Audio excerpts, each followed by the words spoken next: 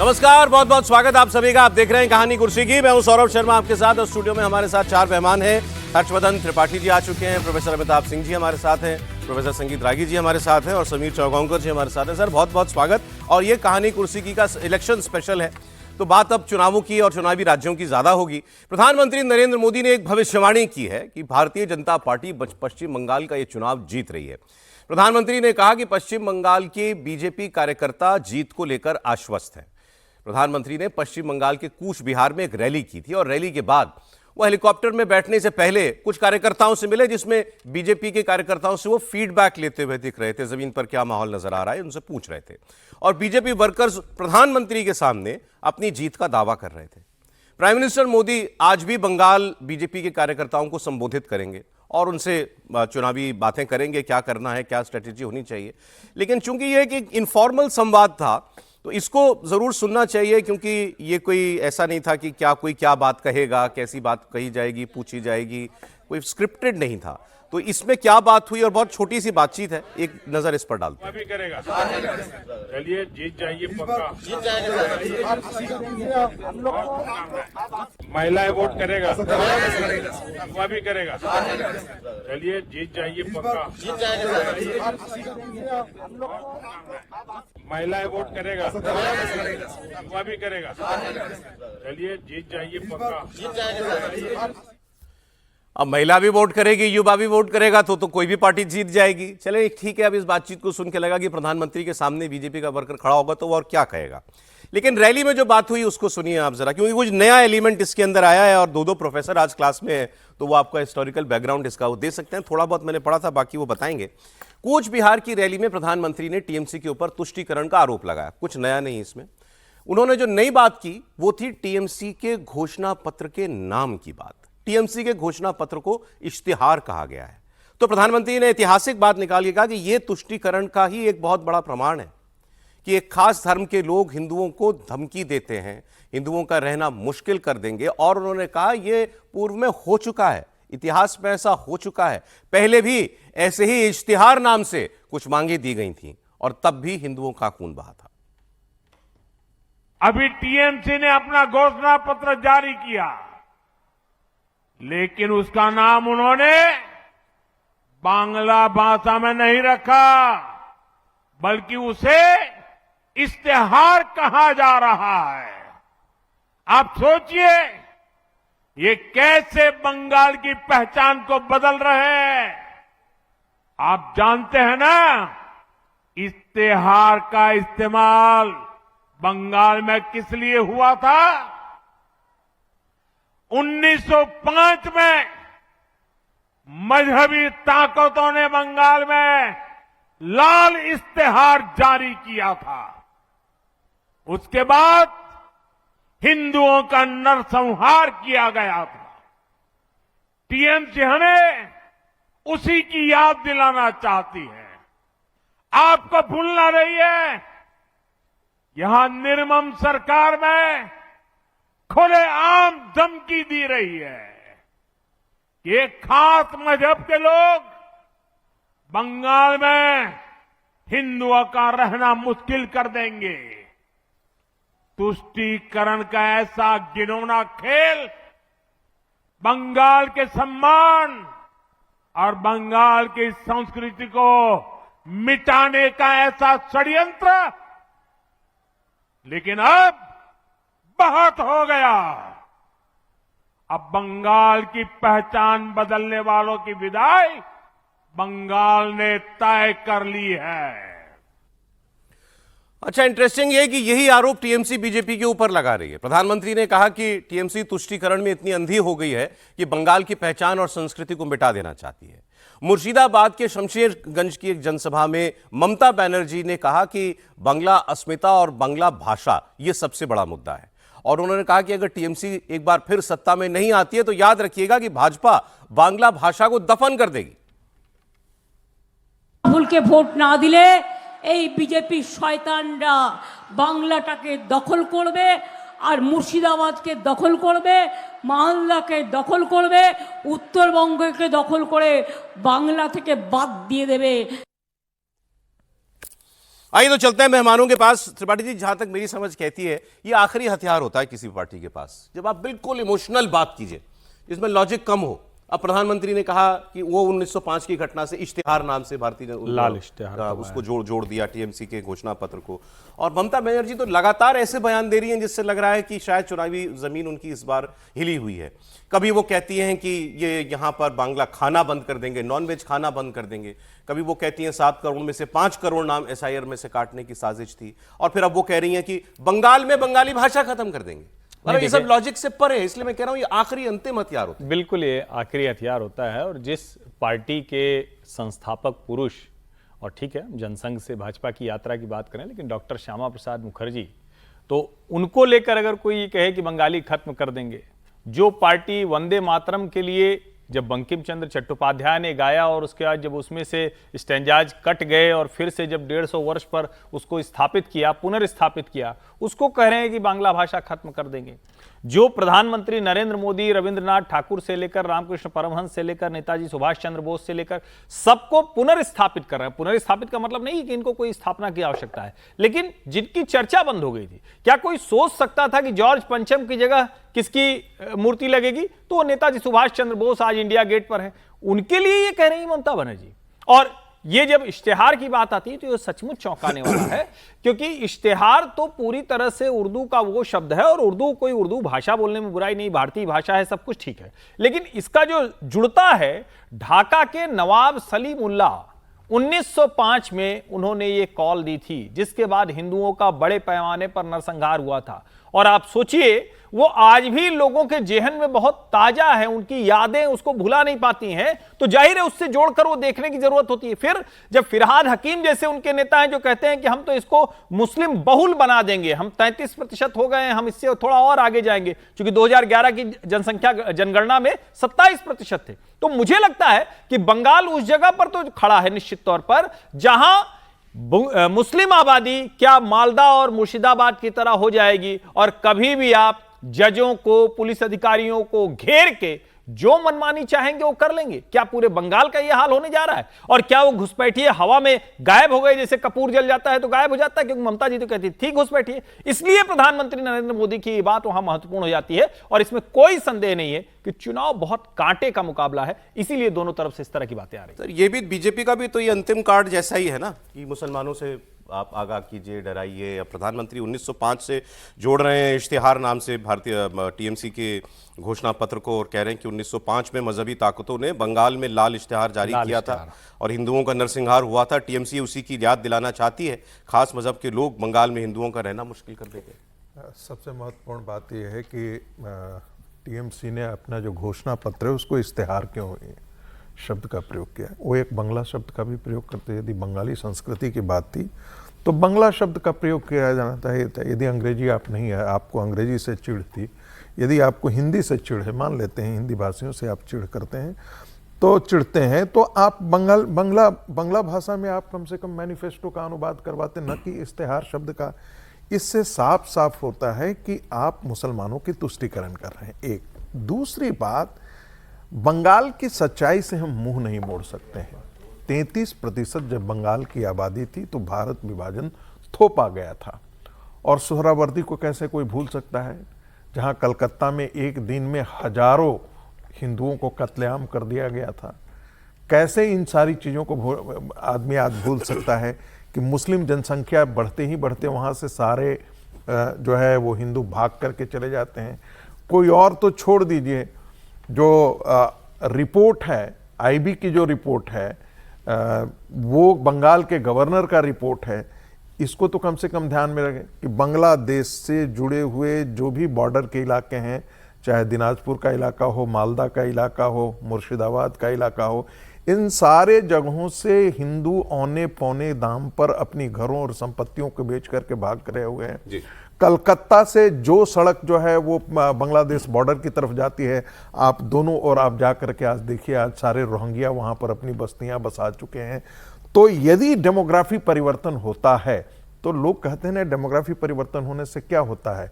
Demography ने ही भारत का विभाजन कराया था, और डेमोग्राफी से ही कल्चरल डिस्कोर्स और पॉलिटिकल डिस्कोर्स दोनों तय होते हैं।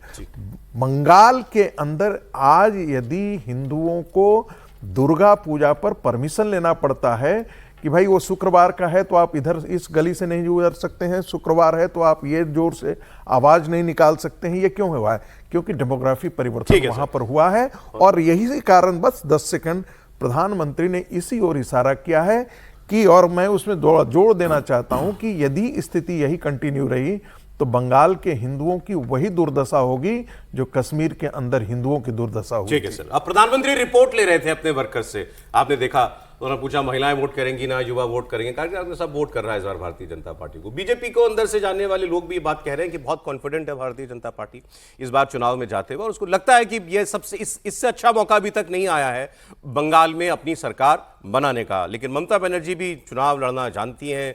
आपने देखा किस तरीके से अपनी पार्टी बनाकर लेफ्ट का 34 साल का राज उन्होंने खत्म किया, और 3 बार बंगाल जीतना कोई छोटी बात नहीं है। तो और बाकी मेहमानों की रिपोर्ट ले लेते हैं। सर, मोदी जी को रिपोर्ट मिली, सब महिला युवा सब वोट कर रहे हैं इस बार बीजेपी को, क्या कह रही है आपकी रिपोर्ट?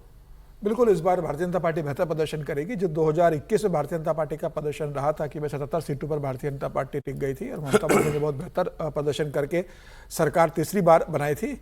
इस बार भारतीय जनता पार्टी के जो 5 साल का कार्यकाल रहा है वहां पर, और भारतीय जनता पार्टी ने जिस तरीके से वहां पर महिलाओं को विशेष रूप से ध्यान दिया, युवाओं को ध्यान दिया, और 15 साल की ममता बनर्जी के एंटी इनकम्बेंसी के बाद आज प्रधानमंत्री मोदी इस स्थिति में हो जो प्रधानमंत्री मोदी को रिपोर्ट मिल रही है, यही भारतीय जनता पार्टी की और संगीत जमीनी स्तर की रिपोर्ट है कि इस बार भारतीय जनता पार्टी का वोट बैंक ही बन रहा है और समाज के हर वर्ग से भारतीय जनता पार्टी को वोट मिलने वाला है। बीजेपी और आरएसएस की इंटरनल रिपोर्ट ये बिल्कुल इस मामले में, और अभी जो 3 दिन का विशेष सत्र बुलाया है नारी वंदन अधिनियम बिल को लेकर, महिला आरक्षण को लेकर, उसका भी असर मुझे लगता है कि चुनाव में होने वाला है। 23 तारीख को फेज की वोटिंग होने वाली है, और भारतीय जनता पार्टी इस बात को जानती है कि ममता बनर्जी और भारतीय जनता पार्टी के बीच, मतलब टीएमसी और बीजेपी के बीच में 9% का वोट बैंक का फर्क है।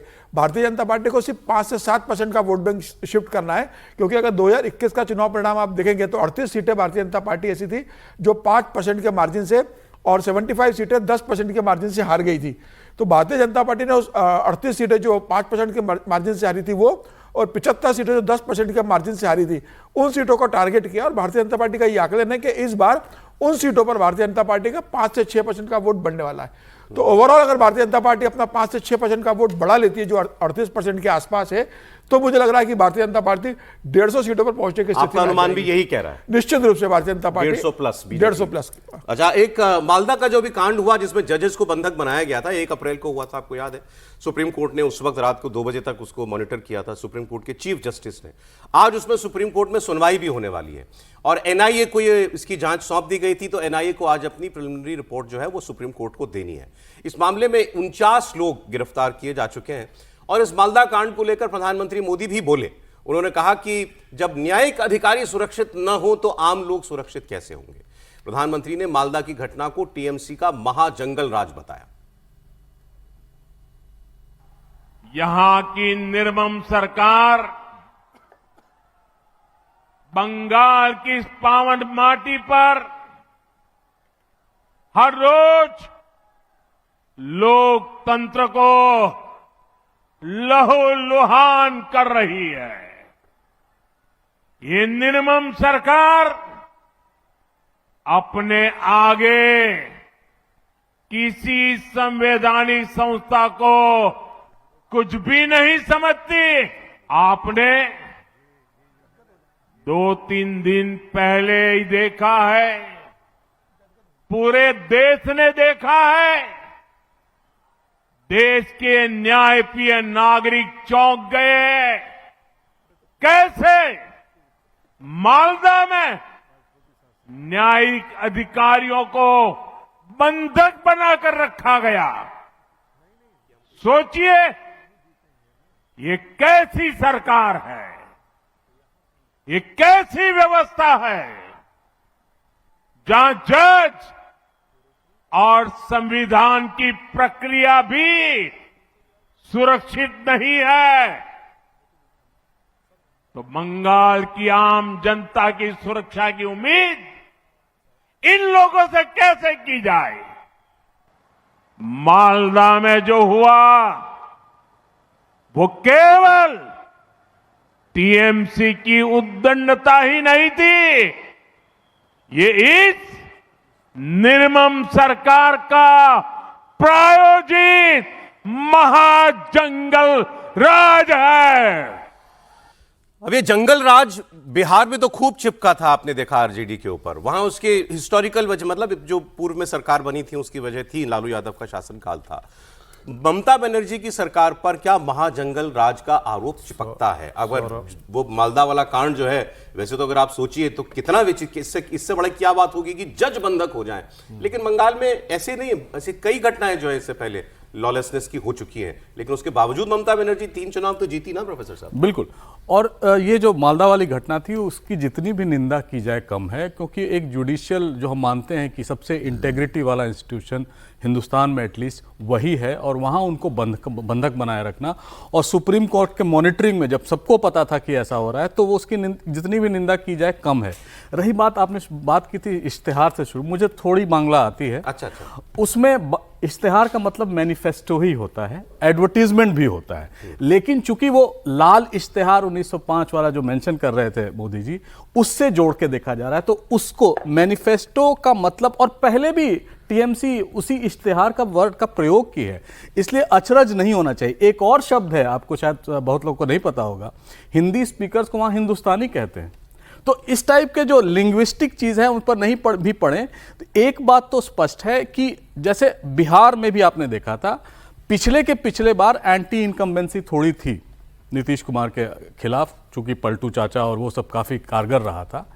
इस बार मैंने बंगाल का दौरा किया 7 दिन 8 दिन के लिए व्यक्तिगत कारणों से, उसमें वो एंटी इनकम्बेंसी नहीं दिख रहा था। तो ये एक बहुत मैनिफेस्ट है। और बंगाल में आप बंगाल या कलकत्ता के बाहर आप जाएंगे तो वो जंगल राज का ही प्रतिनिधित्व है। जो बिहार से आते हैं उनको बहुत अजीब नहीं लगेगा कि हाईकोर्ट ने यह टर्म दिया था बिहार के लिए जंगल राज का, और वैसी ही कुछ व्यवस्था वहाँ भी है। लेकिन ये जो इलेक्शन हो रहा है बहुत कंटेस्टेड इलेक्शन है, और जो भी यहाँ पर जो भी कैंडिडेट हैं या जो भी पार्टियां हैं, वो इस कैंडिडेचर को या इस कंटेस्ट को और भी वायलेंट करेंगी। मुझे लग रहा है कि इसमें इस बार हिंसा ज्यादा होगी, क्योंकि दोनों तरफ से तैयारी है और परिवर्तन की बात हो रही है। हालांकि परिवर्तन होबे कि नहीं वो एक डिफिकल्ट चीज है कहना, लेकिन एंटी इनकम्बेंसी इस समय मुझे नहीं दिखा था, क्योंकि सब बात करते थे, सब भला बुरा कहते थे ममता बनर्जी को, लेकिन कोई ये नहीं कहता था कि वोट नहीं देंगे, उस पर चुप हो जाते थे। आपकी अपनी राय है कि ऐसी कोई ये व्यक्तिगत उनके खिलाफ नहीं। अभी इस पर बात कर लेते हैं, आपका इंटरेस्टिंग टेक है ये।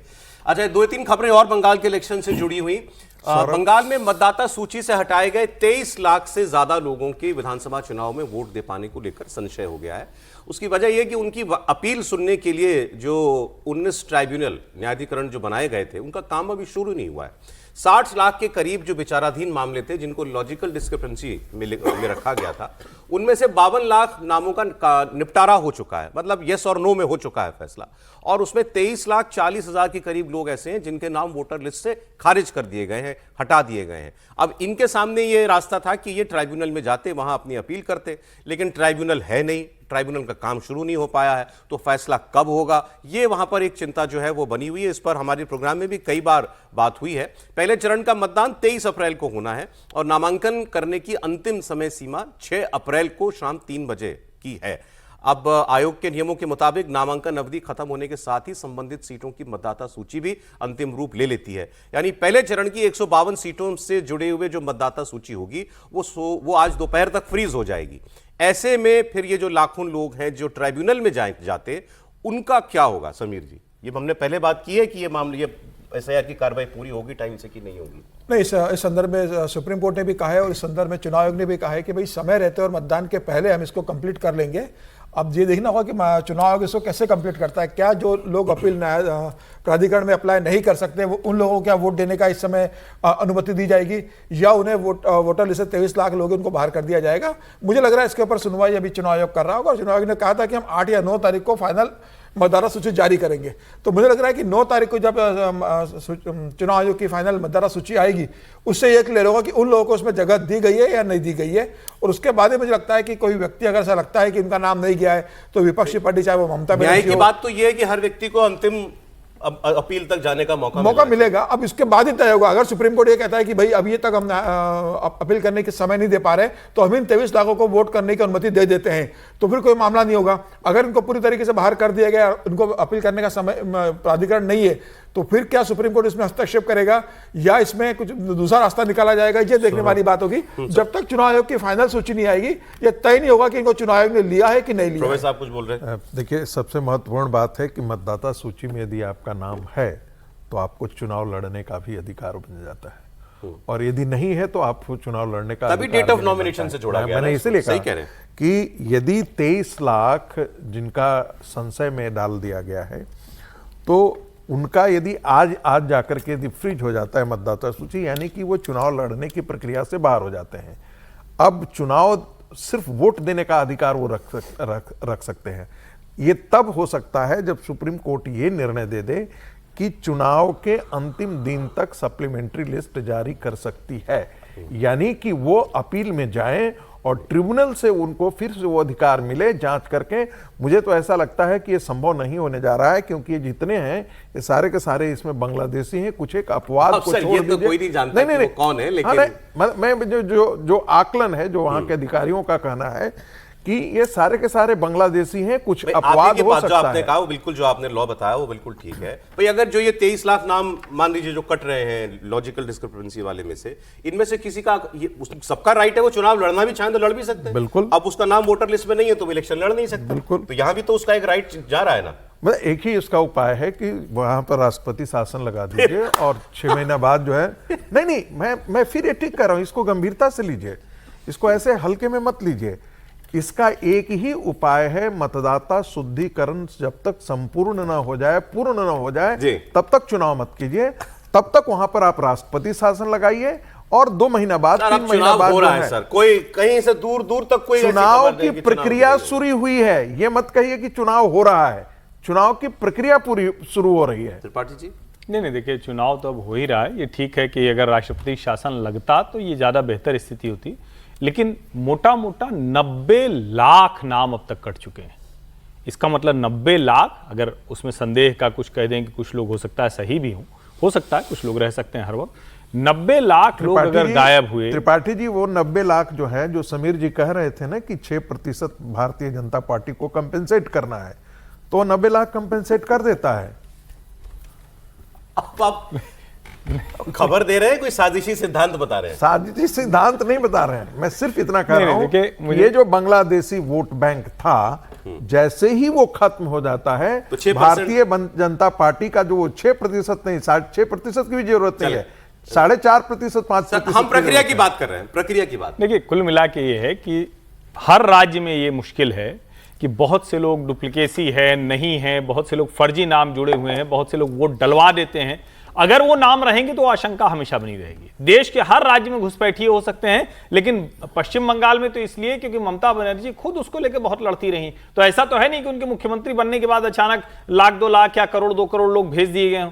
तो ये संख्या ठीक लगती है, और मैं कह रहा हूं कि इसमें बहुत से लोग सही भी हो सकते हैं, लेकिन 90 लाख मतदाता अगर फर्जी वोट अभी तक डाल रहे थे और वो नहीं रहेंगे, तो इसका सीधा सा मतलब हुआ जो एस्टेब्लिशमेंट है, यानी जो सत्ता है, उसके लिए संकट बढ़ रहा है। और ये मालदा को इससे जोड़कर रिलेट करके देखिए तो ज्यादातर नाम मुसलमानों के कटे हैं। तो अगर मुसलमान मतलब तो कोई भारतीय मुसलमान तो कटेगा नहीं। इसका मतलब घुसपैठियों के नाम बड़ी संख्या में। हाँ, कटना नहीं चाहिए, मतलब कट सकते हो। तो मैंने कहा है कि कुछ लोग सही साहब का जो आकलन था सर, आपकी बात पर एक रिप्लाई ले लूं, एंटी इनकम्बेंसी वाली बात। नहीं, देखिए, मुझे लगता है तो ये कि प्रोफेसर साहब उन लोगों से मिले होंगे जो कभी भी सामने अच्छी बात करते हैं लेकिन पीछे कुछ और बताते हैं। क्योंकि प्रोफेसर साहब हैं तो इनका मतलब बड़े लोगों से मिलना जुलना हुआ होगा। जो बंगाल की स्थिति है उसमें क्या ये संभव है कि कोई सामने कुछ कहे? वो कहेगा ही नहीं कि हम ममता बनर्जी के खिलाफ वोट दे रहे हैं। जहां क्रॉस का निशान लगता हो, जहां सफेद कपड़ा रख दिया जाता हो, जहां जिस तरह की हिंसा, तो मुझे जो जिसको हम कहते हैं कि सत्ता के खिलाफ कोई लहर है क्या, तो आप याद कीजिए बंगाल के इतिहास में 2011 के पहले या तो हुआ था, या फिर 2000 जब वो आरजी कर की घटना हुई, मेरे ख्याल से उसकी तारीख मुझे नहीं याद आ रही है, उस समय हुआ जब रात में नौजवान कैंडल लाइट लेके निकला, रात में गिटार लेकर निकला, ड्रम लेकर निकला और गाने बजाने लगा। कहा पश्चिम बंगाल की सरकार ने कि हम इन लोगों को तो आने नहीं देंगे हम सरकारी कार्यक्रमों। सत्ता का विरोध वहां दिख रहा था। जब बंगाल के हर मेडिकल कॉलेज में काला कपड़ा बांध के वो बच्चे निकल आए, इसका मतलब कि ममता बनर्जी और उनकी पार्टी का डर अब खत्म हो चुका है। लेकिन जाहिर है कि कुछ तो इतने समय तक सत्ता दो खबरें से बता रहा हूं, फिर आप उड़ीसा का उदाहरण final ध्यान comment रखना लेता चाहिए। हूं। वहाँ एंटी इनकम्बेंसी बहुत नजर नहीं आ रही थी उड़ीसा में, लेकिन भारतीय जनता पार्टी ने पूर्ण बहुमत की सरकार बनाई उड़ीसा में। अच्छा ठीक है सर, दो खबरें दे रहा हूं आपको। एक तो बंगाल विधानसभा चुनाव में बीजेपी ने मुख्यमंत्री के चेहरे को लेकर के वो घोषणा करेगी या नहीं करेगी, ये अटकलें चल रही थी। तो बीजेपी के प्रदेश अध्यक्ष अमित भट्टाचार्य ने कहा है कि अभी इस पर कोई फैसला हुआ नहीं है, लेकिन हम प्रधानमंत्री मोदी और उनके विकास के एजेंडे के नाम पर वोट मांगेंगे। और उन्होंने कहा कि बीजेपी के लिए ये मायने रखता नहीं कि कोई नेता नया है या पुराना है, ये इंपॉर्टेंट है। जो भी व्यक्ति जनता को तृणमूल कांग्रेस के कथित कुशासन के खिलाफ लड़ने वाला दिखेगा, वो जीत के बाद पार्टी का चेहरा बन जाएगा। अब इससे आप अंदाजा लगा लीजिए वो किसकी बात कर रहे हैं, शुभेंदु अधिकारी नहीं तो और कौन। जब वो प्रदेश अध्यक्ष कह दे कोई नया पुराना, इसकी बात नहीं हम देखते नहीं। शुभेंदु अधिकारी तय भारतीय जनता पार्टी के मुख्यमंत्री बनेंगे भारतीय जनता पार्टी की सरकार आने पर। जिस तरीके से भारतीय जनता पार्टी ने उन्हें भवानीपुर से ममता बनर्जी के खिलाफ चुनाव लड़वाया, जिस तरीके से अमित शाह शुभेंदु अधिकारी के नॉमिनेशन में भवानीपुर के लिए जाते हैं, और जिस तरीके से अमित शाह कहते हैं लगातार कि शुभेंदु अधिकारी ने 5 साल विपक्ष के नेता के रूप में बहुत शानदार काम किया और ममता बनर्जी को घेरने का काम किया है, सत्ता में आने पर उसी तरीके से ममता बनर्जी का सारा हिसाब किया जाएगा। और मुझे लगता है कि ये तय है कि भारतीय जनता पार्टी बना चुकी है। सिर्फ भारतीय जनता पार्टी इसलिए घोषणा नहीं करेगी, घोषणा नहीं करेगी कि भारतीय जनता पार्टी जानती है कि तमाम वहां विरोध शुरू होगा, फिर पार्टी के लोग ही पार्टी के खिलाफ काम करेंगे। ये तय है, पार्टी के नेताओं की मालूम है कि अगर भारतीय जनता पार्टी की सरकार आती है तो शुभेंदु मुख्यमंत्री बनेंगे। आप हिंसा की बात कर रहे थे ना कि अभी हिंसा आपको लगता है और होगी बंगाल के चुनाव में, वो देखिए अभी कैसे हो रही है। कोलकाता के बेहाला पश्चिम में, कोलकाता की बात कर रहा हूं, बीजेपी के दफ्तर में तोड़फोड़ हुई है। टीएमसी की कैंडिडेट है रत्ना चैटर्जी, इनके ऊपर एफआईआर की गई है और आरोप है कि टीएमसी की उम्मीदवार की मौजूदगी में बीजेपी दफ्तर के अंदर जाकर के तोड़फोड़ की गई, पोस्टर फाड़े गए, बीजेपी के झंडे उतारे गए। विवाद पोस्टर लगाने को लेकर ही हुआ था। टीएमसी कार्यकर्ता बीजेपी दफ्तर के ठीक सामने पोस्टर लगाना चाहते थे, बीजेपी वर्कर्स ने उन्हें रोका। इसके बाद इनके बीच बहस हुई, फिर दोनों पार्टियों के कार्यकर्ताओं में हाथापाई हो गई और बीजेपी आरोप लगा रही है कि टीएमसी वर्कर्स ने उनके पार्टी दफ्तर के अंदर जाकर के तोड़फोड़ की। ये मतलब ये तो बंगाल के लिए एक छोटी सी चीज है, अब जैसी हिंसा वहां होती रही है। और देख के लग रहा है वहाँ पुलिस भी खड़ी है जो कुछ रिएक्ट नहीं कर रही है, डंडा उंडा पकड़ाने के लिए होगी। जी जी। तो लेकिन बंगाल में एक ट्रेडिशन भी रहा है उस टाइप के वायलेंस का। जब भी चेंज होता है, जैसे तृणमूल कांग्रेस के पहले जब लेफ्ट फ्रंट की सरकार थी तो भी काफ़ी हिंसा हुई थी। और रही बात वोटर में नंबर बढ़ाने की, तो साइंटिफिक रिगिंग करके, रागी साहब को पता होगा, साइंटिफिक रिगिंग लेफ्ट फ्रंट ने इंट्रोड्यूस किया था कि एक कंस्टिट्यूएंसी में जहां उनके वोट कम होते थे, बाहर से लोगों को लाके, दूसरी कॉन्स्टिट्यूएंसी से लाके वहां रखते थे और उनके नंबर बढ़ाते थे। उसी परंपरा को इस सरकार ने भी आगे बढ़ाया है। और ये आप ये कह लें घुसपैठिए हैं या एक कंस्टिट्यूएंसी से दूसरे कंस्टिट्यूएंसी जानते हैं, लेकिन ये एक तथ्य है कि बंगाल एक साइंटिफिक रिगिंग का एक समय खत्म हो गया। आपके हिसाब से बंगाल में परिवर्तन हो रहा है अभी के साथ? मुझे तो नहीं लग रहा है। नहीं क्लियर, आपको लग रहा है? नहीं, बिल्कुल होने जा रहा है सर। बंगाल बदल रहा है निश्चित, और बोल 100%। समीर जी तो शुरुआत से कह रहे हैं, आज मोदी जी ने भी कहा। अब बात असम की करते हैं, जहां 3 दिन के बाद वोटिंग होनी है। कल चुनाव प्रचार का अंतिम दिन है। उससे पहले आज प्रधानमंत्री नरेंद्र मोदी ने असम के बारपेटा से कांग्रेस पार्टी पर बड़ा हमला किया। प्राइम मिनिस्टर मोदी ने कांग्रेस पर पाकिस्तानी कनेक्शन रखने का आरोप लगाया। उन्होंने कहा कि ऑपरेशन सिंदूर के वक्त भी हमारी सेनाओं ने जब पाकिस्तान को कुछ ही घंटों में सरेंडर करने को मजबूर कर दिया था, कांग्रेस वही गीत गा रही थी जो पाकिस्तान ने लिखा, जिसकी धुन पाकिस्तान ने तैयार की थी। प्रधानमंत्री मोदी ने कहा कि कांग्रेस ने मोदी को नीचा दिखाने के लिए सेना के शौर्य को भी गाली दी। कांग्रेस ने हमेशा दुश्मनों के एजेंडे को हवा दी। कांग्रेस के नेताओं का पाकिस्तानी कनेक्शन हमेशा देश के ऊपर भारी पड़ा। कांग्रेस ने हमारी फौज के साथ विश्वासघात किया और इसका उदाहरण है 1 रैंक 1 पेंशन। ये बातें वो कह रहे थे। अब पाकिस्तान तो असम के चुनावों में बहुत पहले आ चुका, आज से, बल्कि जब चुनावी घंटी भी नहीं बजी थी तब से हिमंता बिस्वा शर्मा वहां अपने प्रतिद्वंदी गौरव गोगोई के लिए कह रहे हैं कि उनकी पत्नी का पाकिस्तानी कनेक्शन है, वो पाकिस्तान में कई दिन रहे हैं, वो जब पाकिस्तान में रहे किन लोगों से मिले, क्या बातें की, इसका कोई रिकॉर्ड नहीं है, उन्होंने कभी सार्वजनिक तौर पर बताया नहीं। उनकी पत्नी पाकिस्तान में काम करती थी, ऐसे एनजीओ के लिए काम करती थी जिसकी फंडिंग भारत विरोधी तत्व करते थे। ये सारी बातें इलेक्शन से पहले हो चुकी हैं। अब क्या नया हुआ? नया हुआ है कि कांग्रेस ने कुछ एक ऐसे आरोप हिमंता बिस्वा शर्मा और उनके परिवार पर लगाए जो अभी बहुत चर्चा में चल रहे हैं। वो आगे हम उसकी बात करेंगे। चीफ मिनिस्टर हिमंता बिस्वा शर्मा की पत्नी के पास 3-3 पासपोर्ट होने का दावा, जिसमें उन्होंने 2 मुस्लिम कंट्री का और एक कैरिबियाई देश का पासपोर्ट उनके पास है, ऐसा उन्होंने दावा किया। जवाब दिया है हेमंता विश्व शर्मा ने, उनकी वाइफ ने भी जवाब दिया है कि ये कॉपी पेस्ट AI जनरेटेड आपने जो पिक्चर्स दिखाई हैं पासपोर्ट की, वो हर किसी को पता लग रहा है कि ये झूठी हैं, ऐसा उन्होंने कहा। अब प्रधानमंत्री भी वही बात कर रहे हैं कि कांग्रेस का पाकिस्तान से कनेक्शन है। देखते हैं। मोदी को नीचा दिखाने के लिए सेना के शौर्य को भी गाली देती है। सर्जिकल स्ट्राइक हो, एयर स्ट्राइक हो, हमने देखा है कि कांग्रेस ने हमेशा दुश्मनों के एजेंडे को ही हवा दी है। ऑपरेशन सिंदूर के दौरान भी हमारी सेनाओं ने पाकिस्तान को कुछ ही घंटों में घुटने टेकने पर मजबूर कर दिया था, लेकिन कांग्रेस ने वही गीत गाया जो पाकिस्तान ने लिखा था, जिसकी धुन पाकिस्तान ने तैयार की थी और जो पाकिस्तान को पसंद है। कांग्रेस नेताओं का ये पाकिस्तान कनेक्शन हमेशा देश पर भारी पड़ता है। इसकी बात करेंगे, आपको मैं वो हेमंता विश्व शर्मा बनाम कांग्रेस जो चल रहा है वो भी बता देता हूं। चीफ मिनिस्टर हेमंता की पत्नी से जुड़े पासपोर्ट विवाद पर पॉलिटिक्स बहुत तेजी से बढ़ रही है आगे। कांग्रेस पार्टी ने असम के मुख्यमंत्री और उनकी पत्नी पर गंभीर आरोप लगाए हैं कि मुख्यमंत्री की पत्नी के पास 3 देशों के पासपोर्ट हैं, UAE, एंटीगुआ और मिस्र, इनके पासपोर्ट होने का आरोप लगाया।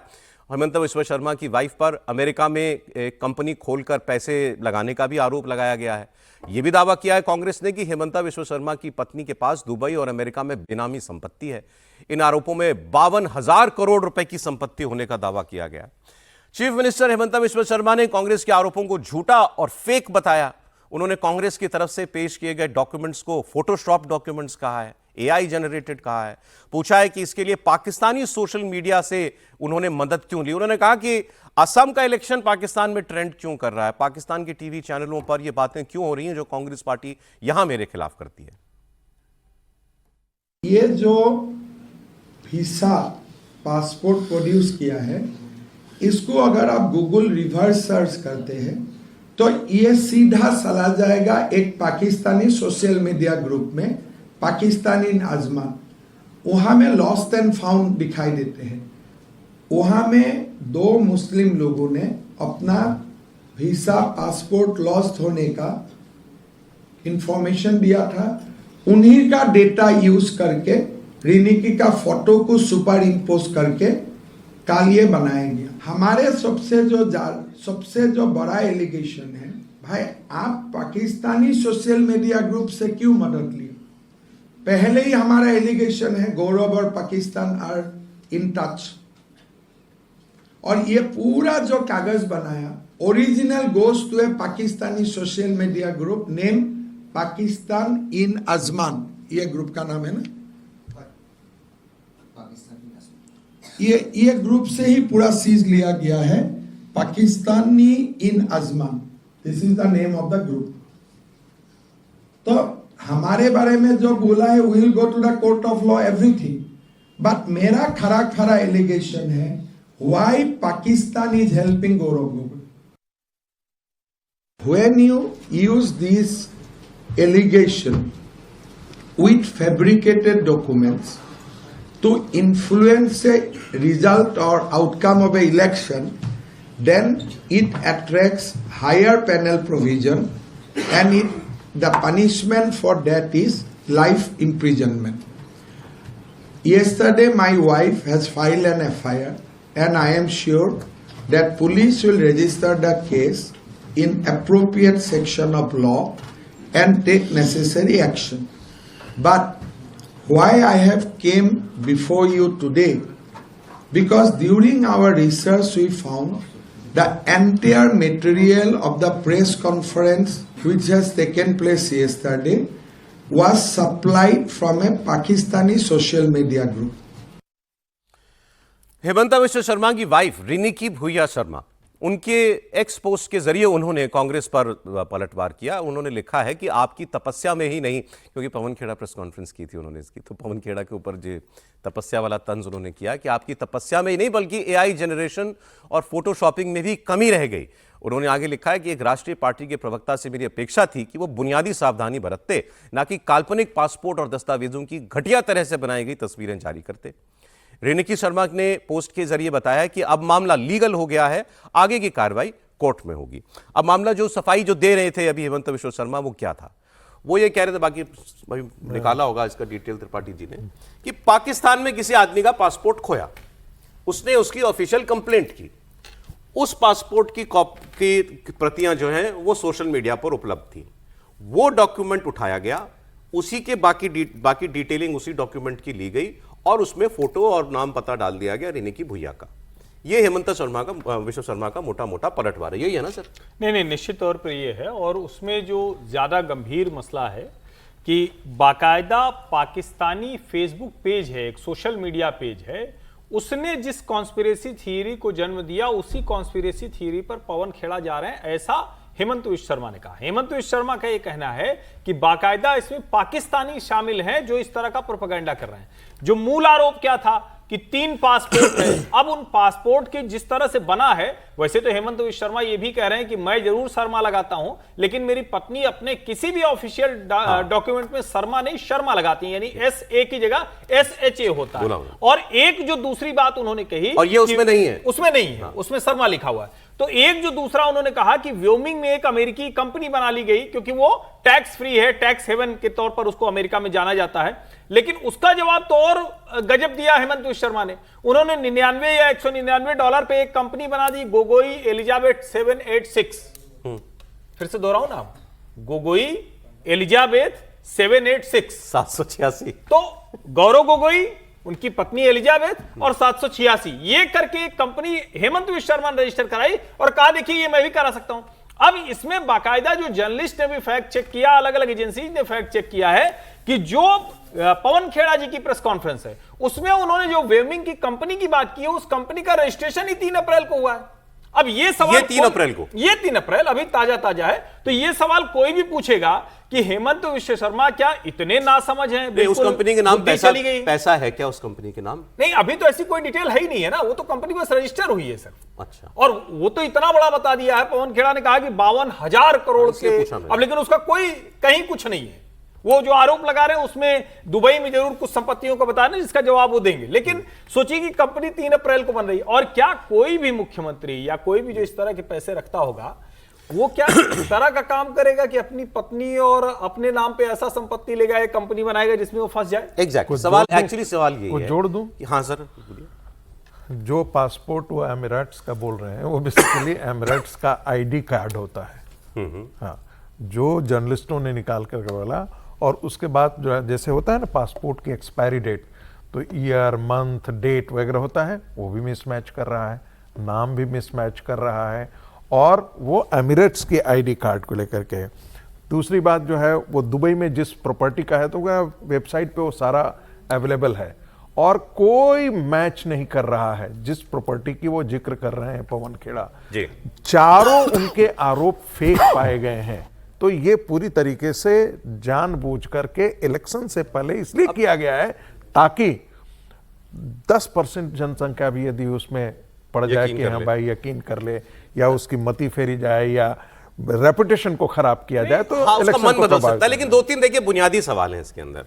पहले चीफ मिनिस्टर की वाइफ, या फॉर दैट मैटर किसी भी नेता की भी पत्नी, कोई भी फैमिली मेंबर, वो 3 पासपोर्ट क्यों रखेगा? 3 पासपोर्ट रखने की जरूरत उसको पड़ती है कि जो आदमी ऑफिशियल, मतलब जो क्रिमिनल माइंडेड हो, जो सीरियल ऑफेंडर हो, जिसको इस किस्म की चीजों की जरूरत पड़ती हो, अपनी आइडेंटिटी छुपाने की जरूरत पड़ती हो, वो ऐसे 3 पासपोर्ट रखता है। किसी भी नेता के परिवार में इसकी ऐसी जरूरत क्यों होगी? राहुल गांधी, जहां तक ये बात है, आप सर राहुल गांधी वाला मामला भी जब प्रूव होगा तब। राहुल गांधी के पासपोर्ट को लेकर के आप उन पर तो नहीं टिप्पणी कर रहे हैं? अब वो भी कोर्ट में चल रहा है मामला, उनकी भी नागरिकता वाला। दूसरा, अब ये जो पैसे वैसे वाली बात है, एक एलिमेंट आपने बताया कि वो कंपनी रजिस्टर 3 अप्रैल 2026 को हो रही है। अब वो करप्ट लोग पैसा रखते हैं, बाहर रखते हैं, वो कभी प्रूव हो तो हम उसको करप्ट कहें। लेकिन अगर हेमंत बिश्व शर्मा पर लगे आरोप सही है, तो फिर यह सवाल है कि भाई इतनी बुनियादी जो है कोई आदमी गलतियां क्यों करेगा, मूर्खताएं क्यों करेगा? अगर ये है तो। और अगर हेमंता बिश्व शर्मा के आरोप ठीक है कि ये फोटोशॉप्ड है, एआई जनरेटेड है, तो फिर इतना स्लॉपी वर्क कांग्रेस पार्टी करेगी इलेक्शन में जाते हुए जो पहली नजर में पता चल जाए कि फ्रॉड है, तो वो ऐसा क्यों करेंगे सर? निश्चित रूप से। और मुझे लगता है कि जिस तत्परता के साथ हेमंत बिश्व शर्मा की वाइफ ने रात को जाकर एफआईआर दर्ज कराई, शिकायत दर्ज कराई, हेमंत बिश्व शर्मा ने जिस तरीके से पत्रकार वार्ता ली और पूरा बात सामने किया, तो मुझे लग रहा है कि इसके अंदर वो बहुत कॉन्फिडेंट है कि उनके खिलाफ जो आरोप लगाए गए वो आधारहीन है, तथ्यहीन है, उसका कोई सबूत नहीं है। और जिस तरीके से कल सुधांशु द्विवेदी ने भी इस पत्रकार वार्ता लेकर इस बात का जिक्र किया है, मुझे लग रहा है कि कांग्रेस थोड़ी गलती कर दी। अब चुनाव के 72 घंटे वोटिंग के पहले कांग्रेस को लगा कि आसाम हमारे हाथ से निकल रहा है, तो क्या कोई ऐसा कुछ नया हो सकता है कि जिससे पूरा पवन खेड़ा जी मुसीबत में ना पड़ जाए? मुझे तो पवन खेड़ा को तो पार्टी ने कहा होगा, शर्मा इनके बारे में कह रहे हैं कि इन्होंने मतलब भाई जो पत्रकार वार्ता लेगा, जो आरोप लगाएगा, एफआईआर उसी पर दर्ज होगी। पार्टी ने पवन खेड़ा से कहा होगा कि इस मामले में आपको लेना है। पवन खेड़ा को लग रहा होगा कि भाई मैं आरोप लगाऊंगा, सनसनीखेज आरोप लगाता हूं, पार्टी में मैं राहुल गांधी की नजरों में चढ़ जाऊंगा, क्योंकि जैसे बंगाल में ममता बनर्जी बनाम मोदी का एक व्यक्तिगत मामला भी चल रहा है चुनाव को लेकर, चुनाव के अलावा, वैसे ही आसाम में राहुल गांधी बनाम हेमंत बिश्व शर्मा का भी व्यक्तिगत मामला चल रहा है कि राहुल गांधी चाहते हैं कि किसी भी हालत में हेमंता सत्ता में नहीं रहे, और उन्होंने कहा है कि हेमंता को आते ही हमको जेल में डालेंगे, भले ही वो कितनी माफी मांगे उसको लेकर। तो राहुल गांधी का जो पर्सनल ईगो या पर्सनल झगड़ा हेमंता के साथ है, उसको लेकर मुझे लगता है कि पवन खेड़ा ने कोशिश की होगी कि डॉक्यूमेंट्स आए, इसको लेकर हम सनसनी फैलाते हैं, और अगर ये चल गया, लड़ाई पर्सनल है आप कह रहे हैं? पर्सनल है, बिल्कुल राहुल गांधी में, और उसमें पर्सनल लड़ाई है। लेकिन इसका एक और पहलू सिर्फ कि जो ये तब जब हुई कि हेमंता तो मुसलमान नफरत की राजनीति करते हैं और उनकी पत्नी ने देखिए दो मुस्लिम देशों के पासपोर्ट लिए, तो थोड़ा और संदेह बढ़ जाता है। प्रथम दृष्टया अगर मेरे जैसा कोई एक इंडिपेंडेंट व्यूअर भी इसको देखे तो कहेगा ये पॉलिटिक्स हो रही है। कई दिनों से हेमंता बिश्व शर्मा पाकिस्तान से जोड़ रहे हैं गोगोई साहब की पत्नी को, और उनकी ट्रेनिंग ही इनके पिताजी के साथ हुई है, तो वो पॉलिटिक्स ही यहाँ रिफ्लेक्ट करता है। लेकिन एक बात तो सही है कि जब से सत्ता में आए हैं, जब से चीफ मिनिस्टर है, इनकी पत्नी का जो इनकम है वो डबल हो गया है, तो वो एक शक के घेरे में आता है। उस पर रिसर्च या जो भी कर ले आप बाद में होगा, लेकिन ये है कि उन्होंने हॉस्पिटैलिटी इंडस्ट्री ज्वाइन किया, रिजॉर्ट्स बनाए, स्कूल्स बनाए, जो अब तक सिर्फ प्रेस का ही था, तो वो एक संदेह के घेरे में आता है। उस पर भी इनके क्लैरिफिकेशन आएंगे, लेकिन प्रथम दृष्टया मुझे शुद्ध राजनीति लग रही है, और ऐसे समय में लग रही है कि जब वो इलेक्शन सर पे है। चले अब मैं आपको अगली खबर, वो भी चुनावी राज्य की, उसमें दो खबरें हैं। केरल की बात मैं करूंगा। खड़गे साहब प्रचार में कुछ ऐसी बात बोल गए जिससे वो बहुत बड़े आरोपों में घिरे हुए हैं। केरल में चुनाव प्रचार के दौरान खड़गे साहब ने कह दिया कि केरल के लोगों को गुमराह मत कीजिए, यहां के लोग बड़े समझदार और शिक्षित हैं। फिर आगे उन्होंने कहा कि मोदी और विजयन, केरल के सीएम मोदी और विजयन गुजरात या दूसरी जगहों के अनपढ़ों को मूर्ख बना सकते हैं, केरल के लोगों को मूर्ख नहीं बना सकते। Don't misguide the people of Kerala. They are very clever. They are educated. Modi ji, Vijay, you both can fool people who are illiterate in Gujarat or in other place, but you can't fool Kerala people. अब कैसी बात कर गए खड़गे साहब? क्यों इतनी loose ball Congress के लोग कभी कभी बीजेपी को दे देते हैं? ममता बनर्जी ने कहा था कि ये दो गुजराती, जो कौन से गुजराती काला पानी गए हैं, तो उन्होंने पूछा कि महात्मा गांधी और उनको फ्रीडम फाइटर नहीं मानते आप सरदार पटेल को। इस पर भी बीजेपी ने वही किया कि गुजरात से ही आते थे मोहनदास करमचंद गांधी और ये सरदार पटेल, तो सब गुजरातियों को आपने अनपढ़ कह दिया। शुक्र है एक दो और राज्यों का नाम नहीं ले लिया। अच्छा, गुजरात में तो कांग्रेस की भी सरकारें रही हैं, तो कांग्रेस ने भी क्या मूर्ख बना के वहां पर सरकार बनाई? और कांग्रेस की सरकार जब रही थी तब तो शिक्षा का स्तर नीचे ही रहा होगा गुजरात में जितना आज है। सोनिया गांधी के एडवाइजर भी गुजराती थे, अहमद पटेल, वो गुजराती। 2004 से 14 तक जो सोनिया जी की पूरी सरकार चली, तो आज भी लोग कहते हैं कि अहमद पटेल की कमी खल रही है। तो वो आदमी तो सबसे ज्यादा तो बुद्धिमान तो वही था। आज के जो लोग हैं उनके ऊपर तो इतने आरोप हैं कि वो कहीं हरियाणा में टिकट पे फंस जाते हैं, कहीं और टिकट। यहां एक अलग किस्म की अपीसमेंट हो रही है। आप देखिए केरल के लोगों के साथ अपीसमेंट होती है कि आप बड़े प्रोग्रेसिव हैं, आप पढ़े लिखे लोग हैं, आप पॉलिटिक्स की थोड़ी नुआंसेस में जाते हैं, आप गहराई में जाते हैं। ये नहीं 2.5 किलो चीनी उठाई और वोट कर दिया किसी को, ये वो वाली राहुल गांधी ने भी कहा था ना, इसीलिए 30 साल से वहां कोई इंडस्ट्री लगी नहीं और वहां के लोग बोल नहीं रहे। 30 साल हो गए। राहुल गांधी ने क्या कहा था अब लोकसभा इलेक्शन के दौरान कि मुझे साउथ की पॉलिटिक्स अच्छी लगती है, यहाँ के लोग गंभीर बातें करते हैं, ये बात कही थी उन्होंने। हाँ बिल्कुल कही थी, इसीलिए पीएफआई वहीं पैदा होता है, इसीलिए इंडियन यूनियन मुस्लिम लीग वहीं पर खड़ी होती है, इसीलिए वहीं के लोग जो है वो सीरिया में जाकर के IS के लिए लड़ते हैं। इसीलिए वहाँ के लोग जो है अधिकांशतः यदि आप देखेंगे कि रेमिटेंसेस पर जाकर के निर्भर कर रहे हैं। यदि आप सच पूछिए तो केरला की जो इकोनॉमी है उसमें रेमिटेंसेस का जो दुबई खाड़ी के देशों से आता है वो सबसे ज़्यादा है। केरला की लड़कियां जो हैं वो अधिकांशतः नर्स पैदा करती हैं, तो बताना तो जरूर पड़ेगा। गुजरात मूर्खों का है, इसलिए उसके GDP सबसे ज़्यादा आगे चल रही है। महाराष्ट्र वाले आगे काम कर रहे हैं। मुझे लगता है कि ये कई बार जो होता है ना, उम्र के साथ जो है ना मानसिक असंतुलन भी होता है। और मुझे लगता है कि अब आप मत हुई ना पर्सनल, आपको क्या जरूरत है? हम पर्सनल नहीं हो रहे हैं, मैं तो सिर्फ इतना कह रहा हूं कि उम्र के साथ राजनीति छोड़ देनी चाहिए। वो थोड़ा सा राहुल गांधी कंट्रोल में नहीं है। सर, राहुल गांधी अगर कह रहे हैं कि दक्षिण की राजनीति अच्छी लगती है, तो उनका इतिहास रहा है ना कि दक्षिण हमेशा कांग्रेस को संभाला है। जब इंदिरा गांधी चुनाव हारती है सभी नहीं संभाला है, आंध्रा ने संभाला था। इंदिरा गांधी जब चुनाव हारती है तो इंदिरा गांधी को चिकमंगलुरु जाना पड़ता है, सोनिया गांधी को लोकसभा के लिए बेल्लारी जाना पड़ता है, राहुल गांधी अमेठी से हारने वाले होते हैं तो उन्हें वायनाड जाना पड़ता है, प्रियंका गांधी भी वायनाड चली जाती है। तो जब गांधी परिवार को लोकसभा में जाने की जरूरत पड़ी तो दक्षिण ने सपोर्ट किया। नीडलेस बात है, लेकिन खैर ये जिस विवाद में पड़ गए खड़गे साहब। केरल में बीजेपी की कोशिश क्या है वो आप देखिए। ईस्टर था कल संडे को, प्राइम मिनिस्टर ने उस पर गुड फ्राइडे की भी बधाई दी थी और ईस्टर की बधाई दी। मिलियन में व्यूज हो गए हैं। तो वो मैं देख रहा हूं, उसको विदेशी लोग जो हैं बड़ा पसंद कर रहे हैं कि देखिए भारत जैसे देश में जहां इतने परसेंट, कितने 2% क्रिश्चियंस होंगे, भारत का प्रधानमंत्री उनको उनके त्योहार पे बधाई देता है। कितनी अच्छी बात है ये। लेकिन बीजेपी की इसके पीछे एक प्रयास बीजेपी का देखा जा रहा है। बीजेपी के नेतृत्व वाले NDA के साथ गृह मंत्री अमित शाह ने ईसाइयों से अपील की है कि आप NDA के साथ खड़े हुए। उन्होंने ईसाई समुदाय से 9 अप्रैल को होने वाले विधानसभा चुनावों में केरलम में सरकार बनाने में मदद करने का अनुरोध किया है। होम मिनिस्टर अमित शाह ने कहा कि आगामी केरलम विधानसभा चुनाव में केवल सरकार बदलने के लिए नहीं, राज्य के भविष्य को सुधारने के लिए आपको वोट करना है और राज्य में बीजेपी के नेतृत्व वाले मोर्चे की सरकार बनाने का समय आ गया है। केरल में ईसाई समुदाय की आबादी 20% से ज्यादा है और अब तो खुला सपोर्ट मांगा है होम मिनिस्टर ने ईसाई समुदाय का केरल में। देखिए, केरल में भी बीजेपी ने 7 ईसाइयों को टिकट दिया है इस बार, जो एक्सपेक्टेशन से ज़्यादा है। और अगर केरला का डेमोग्राफिक डिवाइड भी देखें तो बड़ा इंटरेस्टिंग है। 17% के करीब मैंने देखा था कि ईसाई हैं, करीब 30% के लगभग मुसलमान हैं और बाकी हिंदू हैं। तो मतलब माइनॉरिटी जो है वो मेजॉरिटी से कुछ ही कम है। उस सेंस में भी अगर देखें तो वहाँ की राजनीति, पहले LDF मुसलमान उनको सपोर्ट करते थे, पिछले इलेक्शन में बिल्कुल नहीं किया तो कांग्रेस को 18 सीट है या UDF को 18 सीट आए।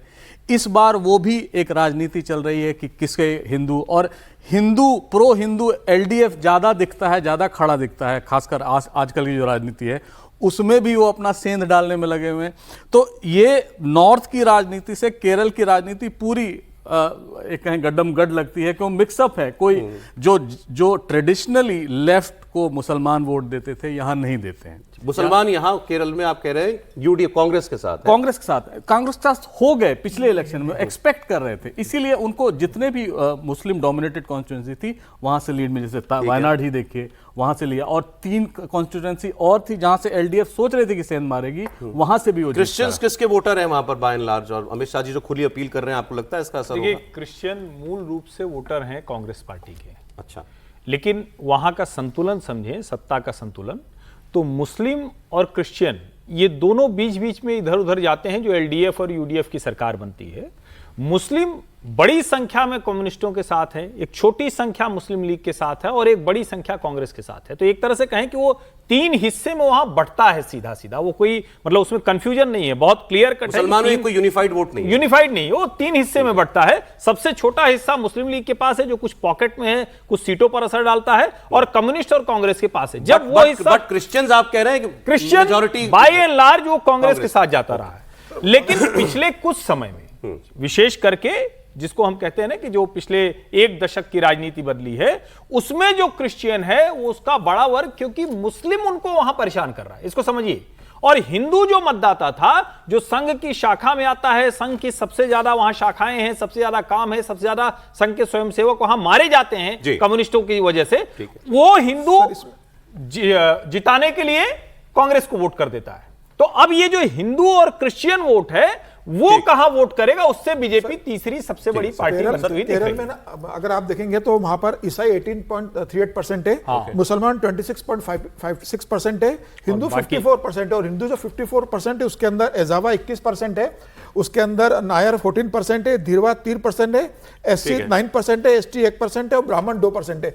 तो बीजेपी का इस बार जो पूरा फोकस है, बेसिकली बीजेपी का इस बार एजावा और नायर कम्युनिटी, जो ब्राह्मण कम्युनिटी, उसके ऊपर फोकस है। और बेसिकली ये जो कम्युनिटी है बढ़ती रही है एलडीएफ और सर यूडीएफ समय के कम है, डोमिनेंट हिंदू कास्ट के साथ क्रिश्चियन वोट चाहिए बिल्कुल, बीजेपी को बेहतर इस बार। करने के लिए, ये मोटी बात है। जल्दी से एक खबर आपको और बता दूं, देश में जो ऑयल एंड गैस की स्थिति बनी हुई है, इसको लेकर राहुल गांधी ने एक सोशल मीडिया पर प्रधानमंत्री को घेरते हुए पोस्ट किया। उन्होंने लिखा है कि मोदी जी ने कहा था कि एलपीजी गैस संकट को वो कोविड की तरीके से हैंडल करेंगे, और सच में वो वही कर रहे हैं। बिल्कुल कोविड जैसे हालात हैं, नीति शून्य है, घोषणाएं बड़ी हैं, बोझ गरीबों पर है। राहुल गांधी लिख रहे हैं 500-800 रुपए की दिहाड़ी कमाने वाले प्रवासी मजदूरों के लिए रसोई गैस पहुंच से बाहर हो गई है। रात को घर लौटते मजदूर के पास चूल्हा जलाने के पैसे नहीं है। नतीजा यह है, शहर छोड़ो गांव भागो। राहुल गांधी ने सवाल पूछा है कि हर संकट में सबसे पहले गरीबी क्यों मरता है।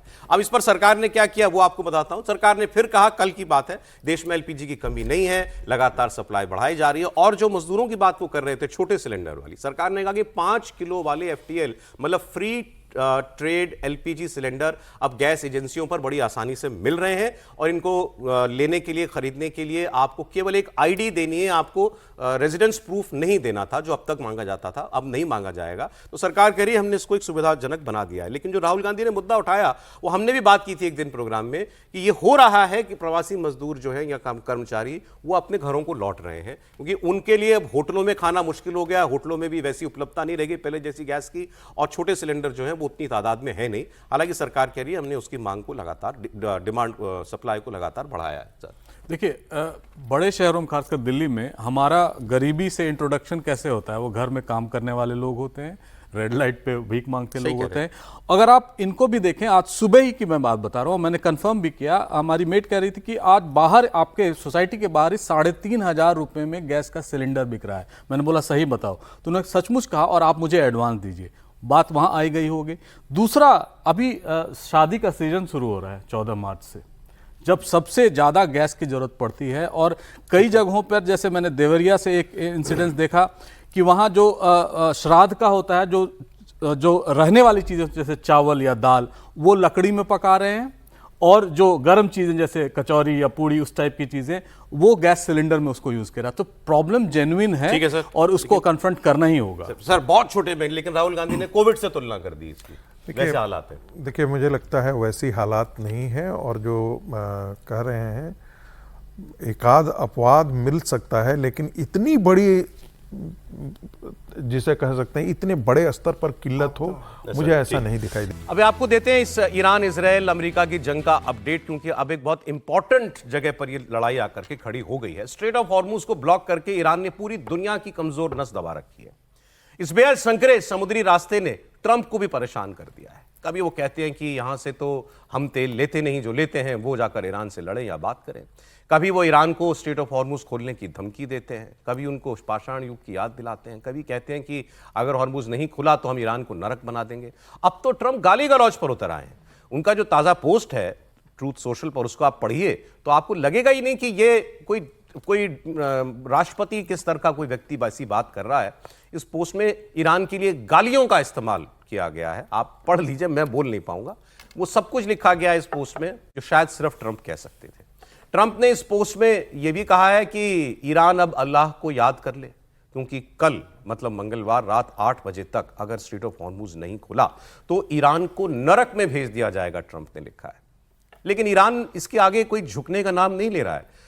ईरान ने कहा है कि अगर हमारे इंफ्रास्ट्रक्चर को नुकसान पहुंचाओगे तो हम भी वही करेंगे। गल्फ रीजन में जहां जहां अमेरिका का एस्टैब्लिशमेंट है, सीधे शब्दों में बाकी गल्फ कंट्रीज, हम हर जगह तबाही मचा देंगे, और ये अमेरिका जानता है कि हम ये कर सकते हैं। ये कल रात की डेडलाइन क्यों? आपको मालूम है कि ट्रंप ने पहले 5 दिन के लिए एक डेडलाइन दी थी कि इसमें ईरान सोच ले उसको नेगोशिएट करना है या नहीं, वरना हम उसके एनर्जी इंफ्रास्ट्रक्चर और की इंफ्रास्ट्रक्चर्स पर जैसे पुलों पर हम हमला कर देंगे। वो 5 दिन बीते तो ट्रंप ने उसको और 10 दिन के लिए बढ़ा दिया। वो म्याद कल शाम को खत्म हो जाएगी। तो ये जो अब चंद कुछ घंटे हैं, इसमें ट्रंप ईरान से कह रहे हैं कि उसको फाइनल फैसला करना है। अच्छा, जो बीच में ट्रंप का पायलट जेट क्रैश के बाद इजेक्ट होकर के ईरान में फंस गया था, उसको ट्रंप ने निकाल लिया है। तो ट्रंप को लगता है कि ये एक बड़ा लीवरेज ईरान के हाथ जा सकता था अगर मेरा पायलट पकड़ा जाता, लेकिन उसको भी बड़े वहां की सेनाओं ने 48 घंटे मशक्कत करने के बाद निकाल लिया। अब ट्रंप उनको लगता है कि मेरा अपर हैंड है और अब मैं इन 48 घंटों में जितना ईरान को दबा सकता हूं दबा दूं। लेकिन आपने सुना अभी ईरान के विदेश मंत्रालय के प्रवक्ता क्या कह रहे थे। यही बात ईरान की IRGC के अघोषित प्रवक्ता उनके प्रोफेसर मोहम्मद मरांडी ने उन्होंने भी कही। उन्होंने कहा कि अगर ईरान के एनर्जी इंफ्रास्ट्रक्चर को नुकसान पहुंचाया ट्रंप ने, तो मिडल ईस्ट में कतर, कुवैत, बहरीन, सऊदी अरब सबको साफ कर देगा ईरान। तो अब दोनों तरफ की धमकियां आपने देख ली हैं। प्रोफेसर साहब, क्या कहता है अभी तक का इस वॉर को इतने हफ्ते पढ़ने का आपका आंकलन? क्या ट्रंप जो है ऑल आउट वॉर मतलब फाइनल असॉल्ट में ईरान में तबाही मचाएंगे 48 घंटे के बाद, या उस बीच में कोई नेगोशिएशन हो जाएगा? बता दूं आपको, ये भी खबरें चल रही हैं कि दुनिया के 40-45 देश लगे हुए हैं इस वक्त एक नेगोशिएशन कराने की चक्कर में।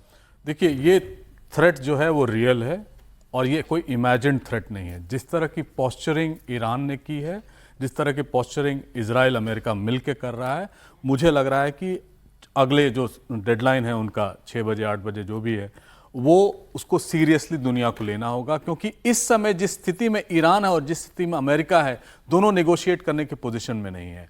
और वो थ्रेट जो है वो इमीडिएट है, यानी अब सिविलियन इंफ्रास्ट्रक्चर पर अटैक करने की बात कर रहे हैं। जैसे दूसरे प्रोफेसर साहब लोग कह रहे थे, वो बिल्कुल सही कह रहे हैं। और उनको आज से नहीं, पिछले 10 साल से देख रहा हूं कि वो ईरान की ही बात करते हैं। इस समय जब वो बात कर रहे हैं तो शायद वो खुद एक साइकोपैथ की तरह बात कर रहे हैं।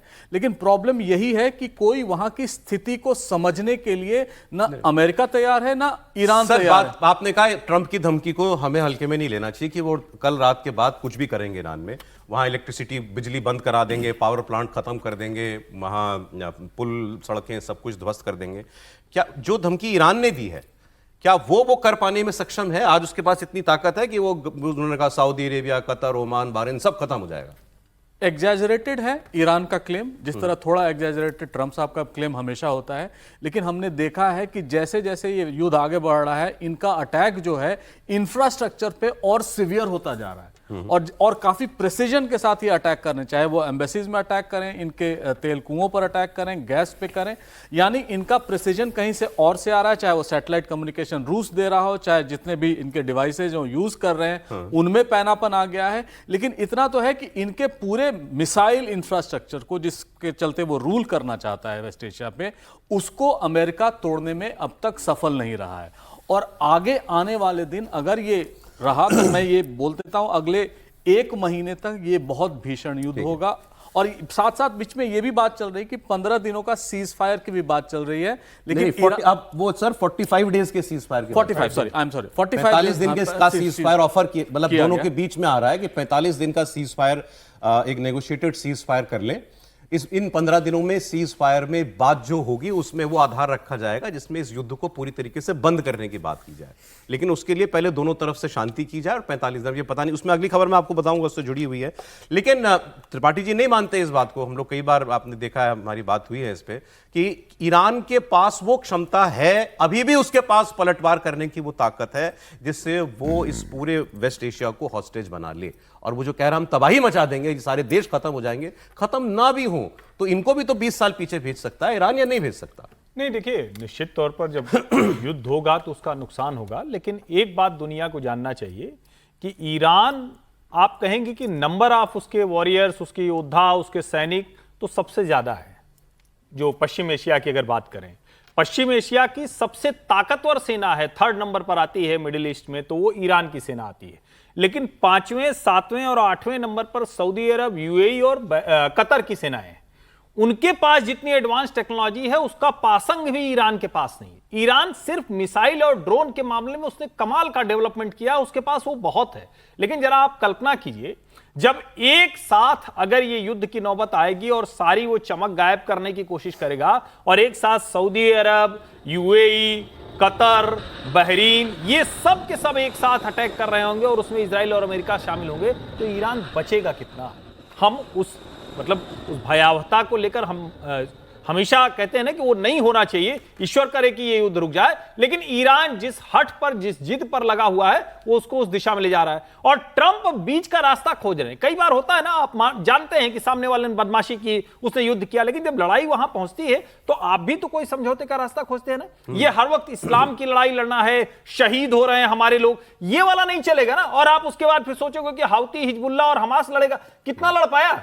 जिस हमास को पैदा किया था, आज हमास का अता पता नहीं, इजराइल ने साफ कर दिया। जिस हिजबुल्लाह के बहाने लड़ रहे थे, सदर्न लेबनान पे कब्जा कर लिया, हाउती बचा हुआ है, अभी तक तो कोई बड़ा कोई हमला नहीं कर पाए। ये आपने जो बात की, ये एक सोचने लायक बात है कि अगर उस हद तक पहुंचा ही दिया गल्फ खाड़ी देशों को ईरान ने, अब की उनके अपने पे बनाई, तो फिर वो भी बिल्कुल टूटी पड़ेगी। और मैं बताऊं, उनकी सेनाएं बहुत उन्नत है। वो क्या है कि पैसे वाले शेर, तो लड़ाई में कूद नहीं रहे। अब एक खबर, ये जो नेगोशिएशन की या सीज फायर की कोशिशों की चल रही है, वो मैं आपको बता देता हूं।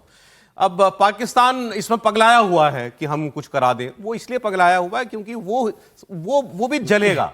वो भले ही इस लड़ाई में सीधे तौर पर ना वो कूदे, लेकिन इसकी आग उस तक पहुंचनी तय है, तो वो जानता है और इसीलिए वो उछल कूद इतनी कर रहा है। लेकिन अब पहले कहा गया था कि पाकिस्तान में आएंगे उपराष्ट्रपति अमेरिका के और वो वहां पर ईरान के साथ बातचीत करेंगे, वो तो हुआ नहीं। और उसके बाद से यही खबरें आ रही हैं कि ईरान कोई नेगोशिएशन चाहता नहीं है। अब एक जो नई खबर आई है इसमें वो ये कि ये सीज फायर को कराने के लिए जब ये सारी पहले नाकामयाब हो गई पाकिस्तान की, ईरान ने भाव ही नहीं दिया उसको, ईरान ने बात ही नहीं सुनी। तो पाकिस्तान गया भाग के चीन के पास और चाइना से उसने कहा कि आप दबाव डालिए ईरान के ऊपर। लेकिन बजाय कि ईरान के ऊपर दबाव डालता चाइना, उसने साफ मना तो किया ही, पाकिस्तान को झिड़क भी दिया कि आप कौन होते हैं ये तय करने वाले कि हम ईरान से क्या कहेंगे और ईरान आपके कहने पर आखिर क्यों समझौता करे। चाइना ने इस पछड़े में पड़ने से मना कर दिया कि ठीक बात है, लगती है सर। देखिए, चाइना के पास इसलिए पाकिस्तान गया था क्योंकि उनको लगता था कि जो IRGC है उसको यदि कोई संभाल सकता है तो चाइना संभाल सकता है, क्योंकि चाइना का उस पर बहुत कंट्रोल है। वो आर्म सप्लाई वगैरह से देने के लेकर के ट्रेनिंग वगैरह सबका मामला बनता है, तो इसलिए उनको लगता था कि चाइना की इसमें एक महत्वपूर्ण भूमिका है। लेकिन चाइना का स्ट्रेटजिक गोल क्या कहता है? मुझे लगता है कि जितना America West Asia Middle East में जूझता रहेगा उतना चाइना के लिए अच्छा है, क्योंकि जितना वो जूझेगा, जितने अपने एसेट्स को डाइवर्ट करके यहाँ पर रखेगा और इंडो पैसिफिक रीजन से उसको अपने एसेट्स को डाइवर्ट करना पड़ेगा, तब उसका फोकस जो है अमेरिका का इंडो पैसिफिक रीजन पर कम पड़ेगा। इस समय और कम ही है, तो स्वाभाविक है कि चाइना चाहेगा कि युद्ध में अमेरिका जितना उसके एसेट्स हैं वो डिप्लीट करें। थोड़ा सा लगे तो सही कि अमेरिका मार खा रहा है। और अभी आपने देखा नहीं, हमारे यहाँ 3 दिन में लोग पूछते थे कितने जहाज गिरे हैं। आज अमेरिका से जरा कोई पूछे ना कि कितने जहाज गिरे हैं तुम्हारे, कितने F-16 गिरे हैं, कितने 131 गिरे हैं, पायलट को बचाने में कितने जहाज गिर गए। मैं वही कह रहा हूं कि आज अमेरिका में कोई ये बात नहीं पूछ रहा है या पूरी ये दुनिया में ये डिस्कशन का मुद्दा नहीं बन रहा है। तो मुझे नहीं लगता है कि चाइना चाहेगा कि ये युद्ध रुक जाए फौरी तौर पर नहीं। अब ये बताइए, अगले 48 घंटे में जो भी जितना भी वक्त है कल रात तक का, ईरान वाकई कोई किसी नेगोशिएशन के सुझाव पर हामी भर देगा या अब 48 घंटे के बाद तबाही मचेगी? देखिए, इसमें रूस की भूमिका मुझे लगती है बहुत महत्वपूर्ण है। यदि रसिया इनिशिएटिव लेता है इस मामले में तो शायद ईरान मान भी जाए, और नहीं तो आने वाले 24 घंटे में आप देखेंगे कि बहुत भयावह होने वाला है। मुझे लगता है कि ट्रंप ने जो थ्रेट दिया है और जिस प्रकार की भाषा का यूज किया है, बिल्कुल सही है कि वो बिल्कुल ही भाषा गंदी। शुरू में तो मुझे लगा कि ये शायद फेक, मुझे भी फेक लगा वो, सच में मुझे लगा ऐसा कैसे बोल सकता है, लेकिन तो बताया गया, विश्वास नहीं हुआ तो मैंने अपने बेटे से जिक्र किया, बोला हाँ ऐसा है बिल्कुल। फिर वो तब मैंने फिर दोबारा पढ़ा तो फिर मुझे लगा कि क्या तो वो कर गुजरेगा ट्रंप जो वो कह रहा है। मुझे लगता है कर गुजरेगा, फिर तो फिर तबाही आनी फिर तय है। लेकिन ये जो जहाज वाली बात अभी आपने कह रहे थे, नुकसान वाली बात, बड़ी इंटरेस्टिंग कहानी है कि ये पायलट कैसे बचा। एक पायलट को तो पहले दिन ही निकाल लिया था, 2 पायलट थे उस जहाज में जो क्रैश हुआ, एक पायलट को पहले ही रेस्क्यू कर लिया गया। दूसरे पायलट को बचाने में 48 घंटे लगे अमेरिका को। लेकिन ये उनकी ताकत है कि ईरान जैसे बड़े देश के अंदर खोए हुए एक पायलट को कैसे ढूंढ निकाला। जो पायलट था एक्चुअली उसने भी बड़ी बहादुरी दिखाई। वो पहाड़ियों में छुप करके ईरानी टीमों से बचते हुए 7000 फीट की ऊंचाई पर चढ़ गया था जान बचाने के लिए, और उसने अपने कमांड सेंटर को संपर्क करने की लगातार कोशिशें की और उसकी लोकेशन इनको पता चल गई अमेरिकियों को। विमान शुक्रवार को गिरा, एक पायलट तुरंत बचा लिया गया, दूसरे को करीब 48 घंटे तक दक्षिण पश्चिमी ईरान के दुर्गम पहाड़ी इलाके में छिपकर रहना पड़ा। हजारों ईरानी सैनिक और सिविलियंस और पुलिस वाले उसको ढूंढ रहे थे। इजराइल ने भी अपनी खुफिया इंफॉर्मेशन अमेरिका के साथ शेयर की और मिशन के दौरान अपने हवाई हमलों को रोका और अमेरिका की मदद की। तो ये बड़ी जो कार्रवाई जिस तरीके से की है अमेरिका ने, वो पढ़ने लायक है। पायलट को बचाने का ऑपरेशन ईरान में चल रहा था, लेकिन अमेरिका में ट्रंप बेचैन थे। 48 घंटे के रेस्क्यू ऑपरेशन को ट्रंप व्हाइट हाउस में लाइव देख रहे थे, उसकी ब्रीफिंग्स उनको लगातार दी जा रही थी। ओवल ऑफिस में वो अधिकारियों से सारी इंफॉर्मेशन ले रहे थे और इसके साथ जो भी योजना बनाई जा रही थी उसमें जरूरत के मुताबिक तुरंत बदलाव किए जा रहे थे। ट्रंप ने इसे अमेरिकी सैन्य इतिहास के सबसे साहसिक खोज और बचाव अभियानों में से एक बताया है। अब बात की अमेरिका ने ईरान में मार गिराए गए अपने फाइटर जेट के पायलट को बचाने के लिए कितना जोर लगाया, और 48 घंटों की मशक्कत के बाद अपने पायलट को तो बचा लिया, लेकिन अमेरिकी फोर्स की इस कामयाबी के बीच में जो नुकसान हुआ उसकी बात भी हमें करनी चाहिए। ईरान के दूर दराज इलाके में पायलट फंसा हुआ था। एक पायलट को निकालने के लिए अमेरिका को कई 100 करोड़ डॉलर का नुकसान हुआ है। पायलट को बचाने के मिशन को अंजाम देने वाली अमेरिकी फोर्सेस की यूनिट ने ईरान में अपने विमान को आग के हवाले कर दिया। खुद अपने 2 जहाज जो हैं उनको आग लगा दी, क्योंकि वो उड़ नहीं पा रहे थे वहां से। करीब 927 करोड़ रुपए से ज्यादा इनकी कीमत थी। अमेरिका ने ऐसा इसलिए किया क्योंकि ऑपरेशन में शामिल ये एयरक्राफ्ट तब तकनीकी खराबी की वजह से ईरान में फंस गए थे। ये उनके लिए उड़ना मुमकिन नहीं था, और अगर ये दुश्मन के हाथों में चला जाता तो रिवर्स अटैक का खतरा रहता है। अमेरिका के लिए ये रेस्क्यू तो कामयाब रहा, लेकिन उसे इसकी कीमत बहुत भारी पड़ी। इस रेस्क्यू ऑपरेशन में अमेरिकी सेना को कई एयरक्राफ्ट्स के नुकसान का सामना करना पड़ा है। F-15E स्ट्राइक ईगल पूरी तरीके से नष्ट हो गया। 2 HH-60 हेलीकॉप्टर्स क्षतिग्रस्त हुए हैं। एक MH-6 लिटिल बर्ड इनका हेलीकॉप्टर वो नष्ट हुआ। A-10 थंडरबोल्ट 2 ये एक जहाज था, ये नष्ट हुआ। 2 C-130 हरक्यूलिस जहाज नष्ट हुए। एक MQ-9 रीपर ड्रोन नष्ट हुआ। अब आप अंदाजा लगाइए, गिनती ये शायद 6-7 तक पहुंचती है। एक पायलट को बचाने के लिए इतने जहाज कुर्बान कर दिए अमेरिका ने, लेकिन ठीक कहा आपने, वहां कोई नहीं पूछ रहा कि इतने जहाज गिरे। देखिए, इस तरह के युद्ध में तो कीमत चुकानी पड़ती है। कोई कितना भी शक्तिशाली देश है उसको भी उसकी कीमत चुकानी पड़ती है। ठीक है, बहुत शक्तिशाली होता है तो वो सहन कर लेता है, लेकिन अमेरिका की सेना की, उसकी टेक्नोलॉजी की, उसकी ट्रेनिंग की, उसकी ट्रैकिंग की तारीफ करनी होगी कि जिस तरीके से उन्होंने अपने पायलट को बचाया। और इसके पहले भी देखिए जिस तरीके से उन्होंने ओसामा बिन लादेन को पाकिस्तान में घुसकर ढूंढा, मारा, और पाकिस्तान को भनक तक नहीं लगी कि रात को मारकर वो निकल गए थे उनके आर्मी के लोग। तो ये दूसरी बार हुआ कि जिस तरीके से उन्होंने अपने पायलट को वहां से बचाया है। तो मुझे लग रहा है इसलिए अब अमेरिका के बारे में कहा जाता है कि उनके सेना सर्वशक्तिमान है, और इस तरीके से करना और अपने सैनिक को बचाने के लिए, अपने पायलट को बचाने के लिए अपने सारे संसाधन झोंक देना। सर आप ये सोचिए, ये जो जहाज वो नहीं उड़ा पाया, बिल्कुल मैंने खबर पड़ी ना कि भाई 2 जहाज उसकी पिक्चर्स अगर हो तो दिखाई वो है, उसने खुद आग लगा दी इन जहाजों को उड़ की, भाई ये टेक ऑफ नहीं कर पा रहे ईरान में अपने पायलट को बचाने। मैं तो ये सोच रहा था ये उतरे कैसे, भाई कोई लैंडिंग स्ट्रिप थोड़ी है वहां पे, ये इन जहाजों को वहां उतारा कैसे होगा अमेरिका ने? मैं पहले दिन से एक बात कह रहा हूं कि हमें ईरान के हाल का कुछ पता नहीं है। हम अमेरिका के जहाज गिर गए, इजराइल में तेल अवीव से सब रिपोर्ट कर रहे हैं, लेबनान बॉर्डर से रिपोर्ट कर रहे हैं, तो हमें पता है। आप सोचिए कि उनकी एक जो कहते हैं ना कि एबंडन्ड एयर स्ट्रिप थी, वो वहां उतरे, जिसको इन्होंने पता किया और उस पर इनके 2 जहाज उतरे। वो दोनों जहाज ऑपरेशन लगभग पूरा हो गया, तब तक वो जहाज टेक्निकली फेल हो गए, उड़ने की स्थिति में नहीं थे। उन्होंने अपने पायलट को तो बचा लिया, लेकिन वहां से ईरानियों को जब तक पता लगा उसके बीच में वो लेकर गए और अंत में उन्होंने उसको ब्लास्ट कर दिया और ब्लास्ट करके चले गए। $100 मिलियन का सीधे सीधे उन्होंने वहीं पे फूंक ताप के स्वाहा कर दिया।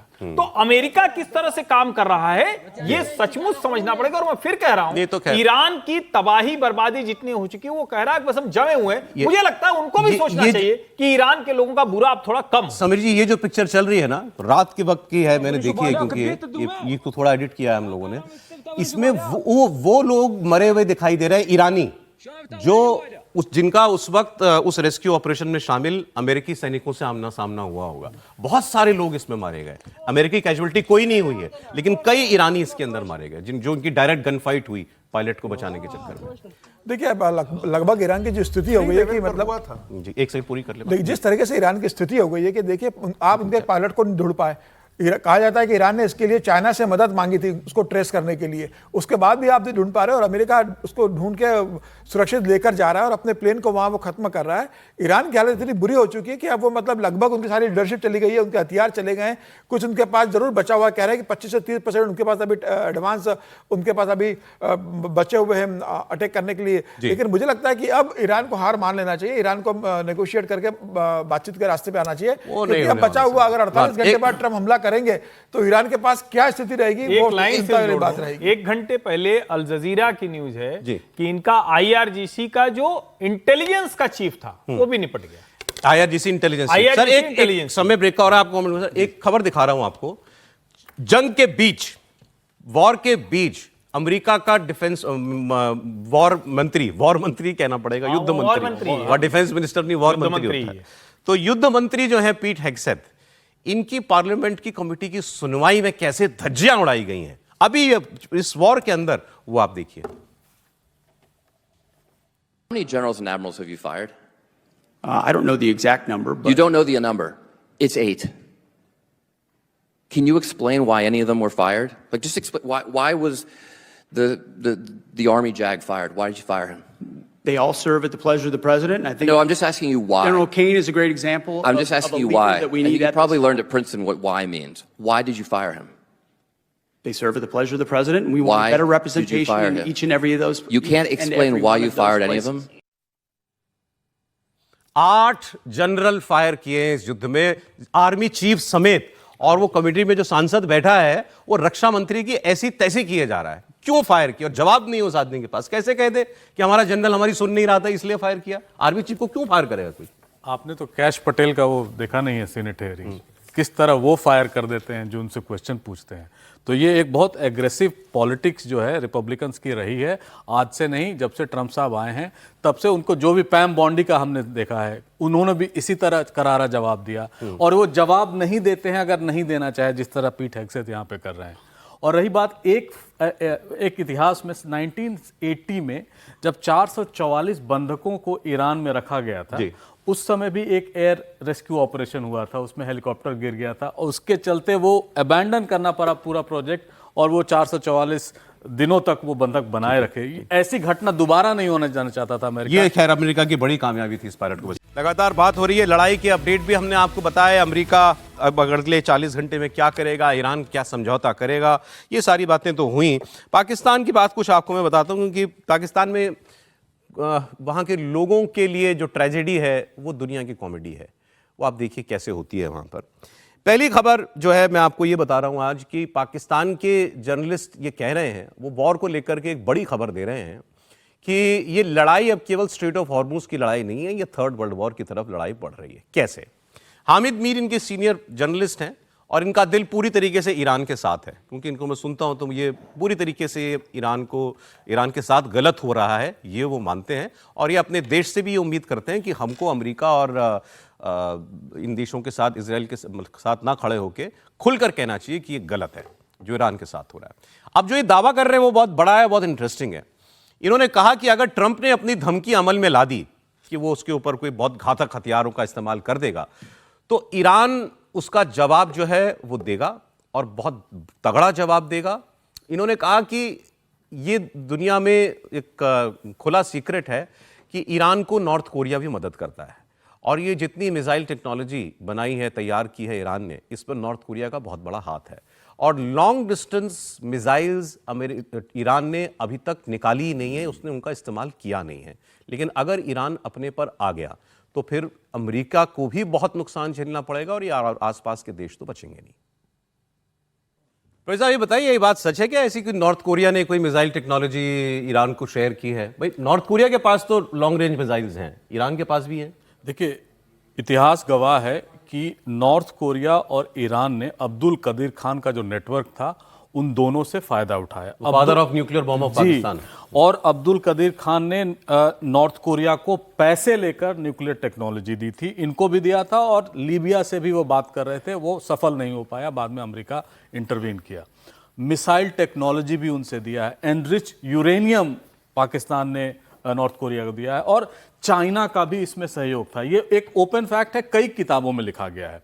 लेकिन यहाँ पर जो पेंच फंस रहा है वो ये है कि पाकिस्तान या हामिद मीर साहब ये दुनिया को दिखाना चाह रहे हैं कहीं ना कहीं कि ये इनके जितने भी पैसे हैं वो यूएई ने जो अभी मांगे हैं वो इसलिए मांगे हैं क्योंकि यूएई प्रॉब्लम में है, पाकिस्तान प्रॉब्लम में नहीं है। देखिए, पाकिस्तान का अगर आप फाइनेंस देखें तो 100 रुपये उनका आय है, 230 रुपये खर्च है।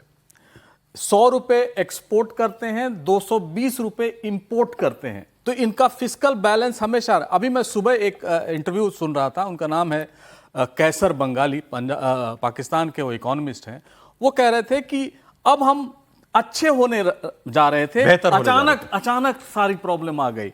और ये 30 साल से मैं सुन रहा हूं और कह रहा हूं कि बेहतर होने जा रहा है। हम करते क्या है, यूएई से, सऊदी अरेबिया से 2 बिलियन, इससे 1.5 बिलियन, उससे लेके इकोनॉमी दिखाते हैं कि पैसे आ गए, फिर बाद में वही हाल। अब अच्छा आपने बता दिया, अब यूएई ने जो पैसे मांगे, इसके बाद पाकिस्तान की दूसरी चिंता क्या है कि ये 3.5 अरब रुपया तो चलो हम दे देंगे, इसके बाद भी यूएई की नाराजगी खत्म होगी कि नहीं होगी? इनके भी लाखों लोग यूएई में काम करते हैं, और वो अब वहां बातचीत हो रही है। एक्सपर्ट्स ये कह रहे हैं कि वीजे तो इन्होंने पहले ही बंद किए हुए थे, वीजा तो दे नहीं रहा यूएई पाकिस्तानियों को 1.5-2 साल से। अब ऐसा ना हो कि वहां जो लोग ऑलरेडी काम कर रहे हैं उनको भी निकालने लगे।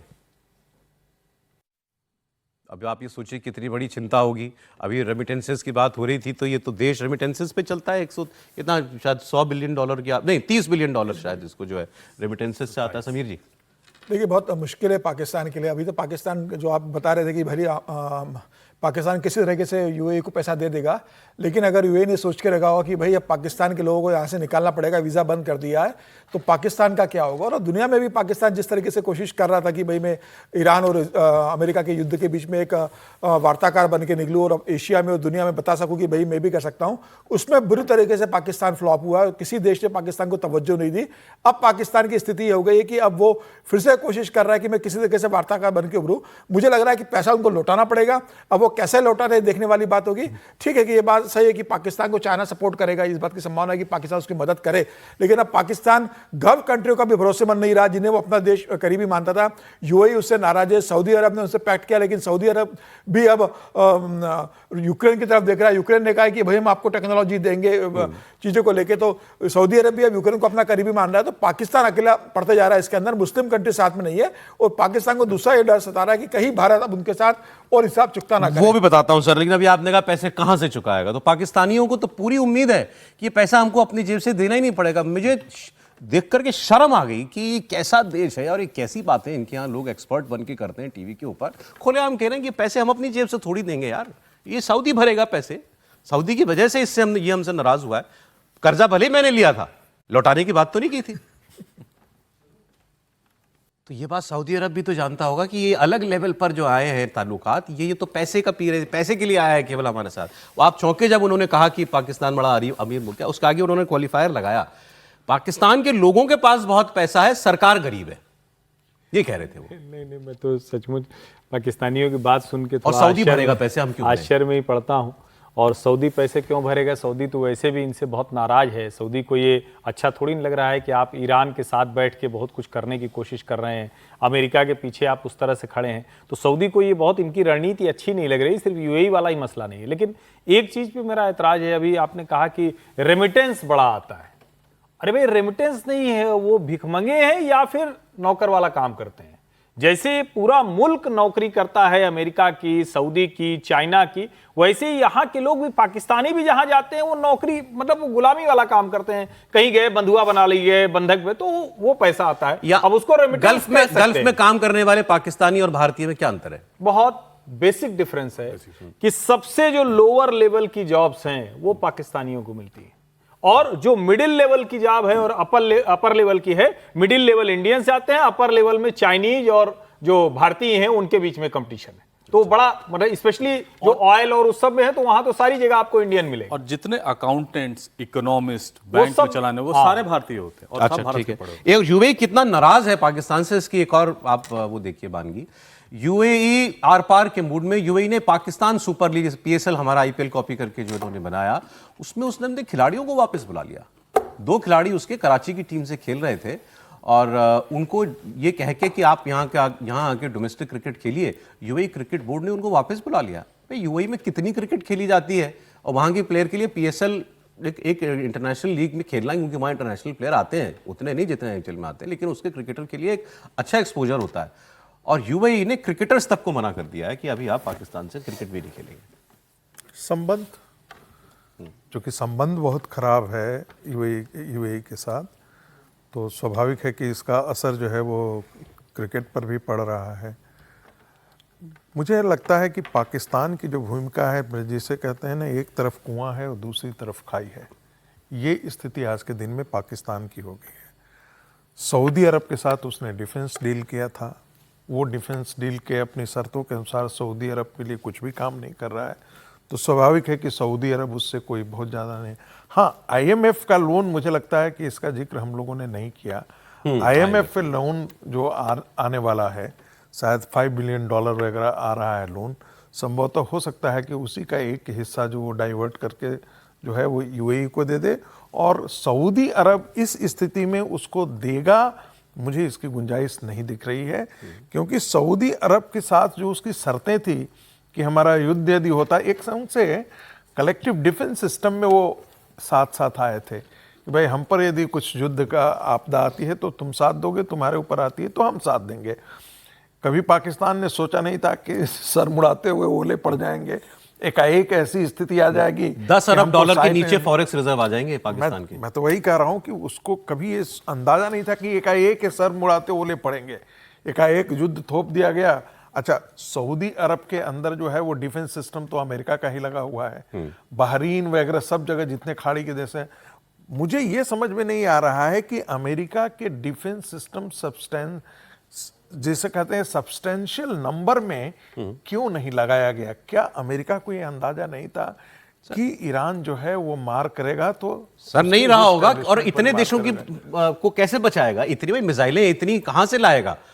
अमेरिका में मैं उनको सुन रहा था, भाई वो एक उनका जो प्रोडक्शन है वो शायद एक साल का 30 जो एयर डिफेंस की मिसाइल बनाने का है। अब आप उसको कितना बढ़ा लोगे? उसको आप 300 तो नहीं कर दोगे। तो ये उनके पास ये दिक्कत उनको आ रही है, तभी तो यूक्रेन एक्टिव हुआ कि ड्रोन को ड्रोन से मारेंगे हम, ड्रोन के लिए मिसाइल नहीं चलानी पड़ेगी, या ड्रोन के लिए सस्ती मिसाइल दे देंगे आपको। तभी उसने सब अलग अलग जगह जाके, कतर से, यूएई से, सऊदी से जाके ज़ेलेंस्की मिले जाकर। अमेरिका को इंडिया से बात करनी चाहिए थी। हम क्या देंगे उनको? हम उनको देते हैं, लेजर गाइडेड मिसाइल देते हैं उनको, ईरान के खिलाफ से हैंडल है। ईरान के खिलाफ भाई तो है ना, यदि हमारे काम में आ सकता है, यदि इजराइल हमारे काम में आ सकता है युद्ध के समय, तो हम भी दे सकते हैं। जब पाकिस्तान वाली बात मैं आपको बता रहा था, अजीबोगरीब हालात हैं। आपने शायद एक खबर सुनी हो, यह भी वैसा ही था कि यकीन नहीं हुआ पहली नजर में कि यह सच हो सकता है, लेकिन यह सच है। पाकिस्तान में गोबर पर टैक्स लग रहा है। पाकिस्तान के पंजाब सूबे में, वहां चीफ मिनिस्टर है मरियम नवाज शरीफ की बेटी, वो हर दिन के हिसाब से लोगों से गोबर पर टैक्स वसूलेंगी। हैरान करने वाली बात आपको लग रही होगी, लेकिन सच है। एक गाय या भैंस पर 30 रुपए प्रतिदिन गोबर टैक्स लिया जाएगा। और ये खबर आई है, पाकिस्तान के अपने लोग कैसे मजाक उड़ा रहे हैं, आप देखिए। बट गरीब आदमी पे जो है तरसी आता है, लेकिन अब ये हालत है वहां पर, और ये 30 रुपए पर गाय भैंस वो जो है वो ले रही है।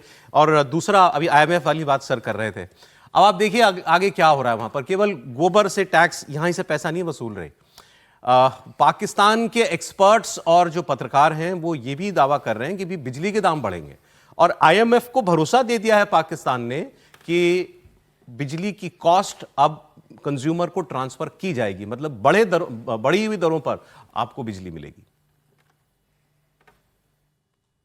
तो ये नौबत, ये गोबर का टैक्स लगाना और ये बिजली की दरें बढ़ाना, अभी पेट्रोल और डीजल को रिकॉर्ड बढ़ोतरी की है प्राइसेस में, ये सब आईएमएफ की वजह से करना पड़ रहा है। त्रिपाठी जी, क्या आईएमएफ की शर्तें क्या हैं? समीर जी के प्रश्न का उत्तर यदि पैनल के पास है, इस गोबर, कितना गोबर एक भैंस दे रही है, इसका हिसाब किताब कौन रखेगा? नहीं, कोई नहीं रखेगा। वो किलो के हिसाब से नहीं करना उनको, पर वो मवेशी के हिसाब से करना है। एक भैंस मतलब 30 रुपए। आपके पास कितने मवेशी है उसके हिसाब से कैलकुलेट करके। वो थोड़ा ज्यादा डिटेल में जा रहे हैं, उतना नहीं जाना है। नहीं, लेकिन देखिए, पहली बात तो ये कि आईएमएफ के कर्ज को और आईएमएफ के कर्ज की वसूली यानी पुनः जाएगा, उसका कोई भी अब तक पक्का वाला फॉर्मूला आईएमएफ खुद नहीं निकाल पाया है। वो क्या कहता है कि आप अपनी मतलब सीरियस नोट पर बात करें तो कहता है कि अपने फिस्कल डेफिसिट को कम कीजिए। ओके। वो कहता है कि जितनी आप कमाई कर रहे हैं उसके जरिए थोड़ा बढ़ाइए और जहां जहां पैसे आप लगाते हैं उसको थोड़ा कम करिए। वो कहता है कि आप जो ये ब्लैक मनी जनरेशन है, ये जो टेररिस्ट फंडिंग है, जो टेरर मॉड्यूल पैदा होते हैं उसको धीरे धीरे खत्म करिए। लेकिन इसमें से कुछ भी नहीं कर पाया है। और जो FATF की वो ग्रे लिस्ट से बाहर आया, अभी भी वो कंसर्न कंट्रीज की लिस्ट में है। लेकिन सवाल ये है कि जब अमेरिका उसको बचाने पर तुला हुआ है और कह रहा है बेटा जब बर्बाद हो जाए, चढ़ जा सूली पर, तो फिर वो कर्ज की चिंता क्यों करेगा? और फिर कोई न कोई और आ जाएगा, दूसरा माई बाप आ जाएगा, वो कर्जा दे देगा। तो पाकिस्तान की स्थिति तो कुछ यूं ही है। बाकी एक जरूरी बात, वो जैसे वो भाई था ना, वो किस वक्त तो वहां हम दिवाली होली तो हमारे यहाँ होती है, वहां अंदरूने मुल्क वाला वो जो रिपोर्टर था ना, उसको अगर किसी भाई ने मुकाबला दिया है ना, तो ये एकदम मतलब बहुत शानदार। और मरियम की फोटो लेके भी था भैंस के बगल में। एक खबर बस जाते जाते आपको बता दूं, एक और धमकी पाकिस्तान के रक्षा मंत्री ने दी है। ये बात तो पिछले दिनों में 2 बार कह चुके हैं। ख्वाजा आसिफ, इन्होंने कहा कि ऑपरेशन सिंदूर हुआ था, अभी इसमें तो हम 100-200 किलोमीटर अंदर गए थे इंडिया में, और अगली बार अगर कुछ किया भारत ने तो कलकत्ते पे हमला कर देंगे, धमकी दी है। तो त्रिपाठी जी ने बताया कल बात की थी, ये दोबारा बोल पड़े हैं ये बात। तो इस पर सोशल मीडिया में किसी सज्जन ने रिएक्शन दिया था, मुझे वो सबसे अच्छा लगा। कलकत्ते की बात कर रहा है ख्वाजा आसिफ को, पता नहीं ममता बनर्जी क्या चीज है, जिंदा खा जाएगी कलकत्ता का नाम लिया अगर तो इसके लिए ममता बनर्जी काफी है। इसमें तो हम भी जो है साथ में, वो तो मतलब अपनी टेरिटरी में नहीं घुसने देगी वो जो है। और शेखी बगाड़ने की कला है सर पाकिस्तानियों के पास। बिल्कुल बिल्कुल। और वो उसके कहने का मतलब है कि अगली बार जब होगा तो हम बांग्लादेश का रास्ता भी अपने, हम और बांग्लादेश उधर से आएंगे। ये शेखी बगाने की आदत ही है। देखिए ना, पाकिस्तानी इकोनॉमी सिर्फ 3 चीजों पे चलती है। एक है प्रॉपर्टी जो बढ़ता है, वो पूरी तरह आर्मी कंट्रोल में है। दूसरा जो अंडर इनवॉइसिंग ऑफ ट्रेड करते हैं, एक्सपोर्ट इंपोर्ट करते हैं, उसके चलते ब्लैक मनी जनरेट होता है जो FATF में और क्रिप्टो करेंसी में इन्वेस्ट होता है। तीसरा है स्टॉक, जो हमेशा वो हाइप कर देते हैं, और उसमें एक अभिजात्य वर्ग है 100 लोगों का, आप मान लीजिए, सिर्फ वही देश चलाता है। पूरी देश गर्त में जा रही है इसी के चलते, और उसके सारे प्रूफ आपने प्रोग्राम में ही देख लिए। बहुत धन्यवाद सर, आज समय इतना था। समीर जी, प्रोफेसर रागी, प्रोफेसर अमिताभ, आपका, हर्षवर्धन जी बहुत धन्यवाद आपका।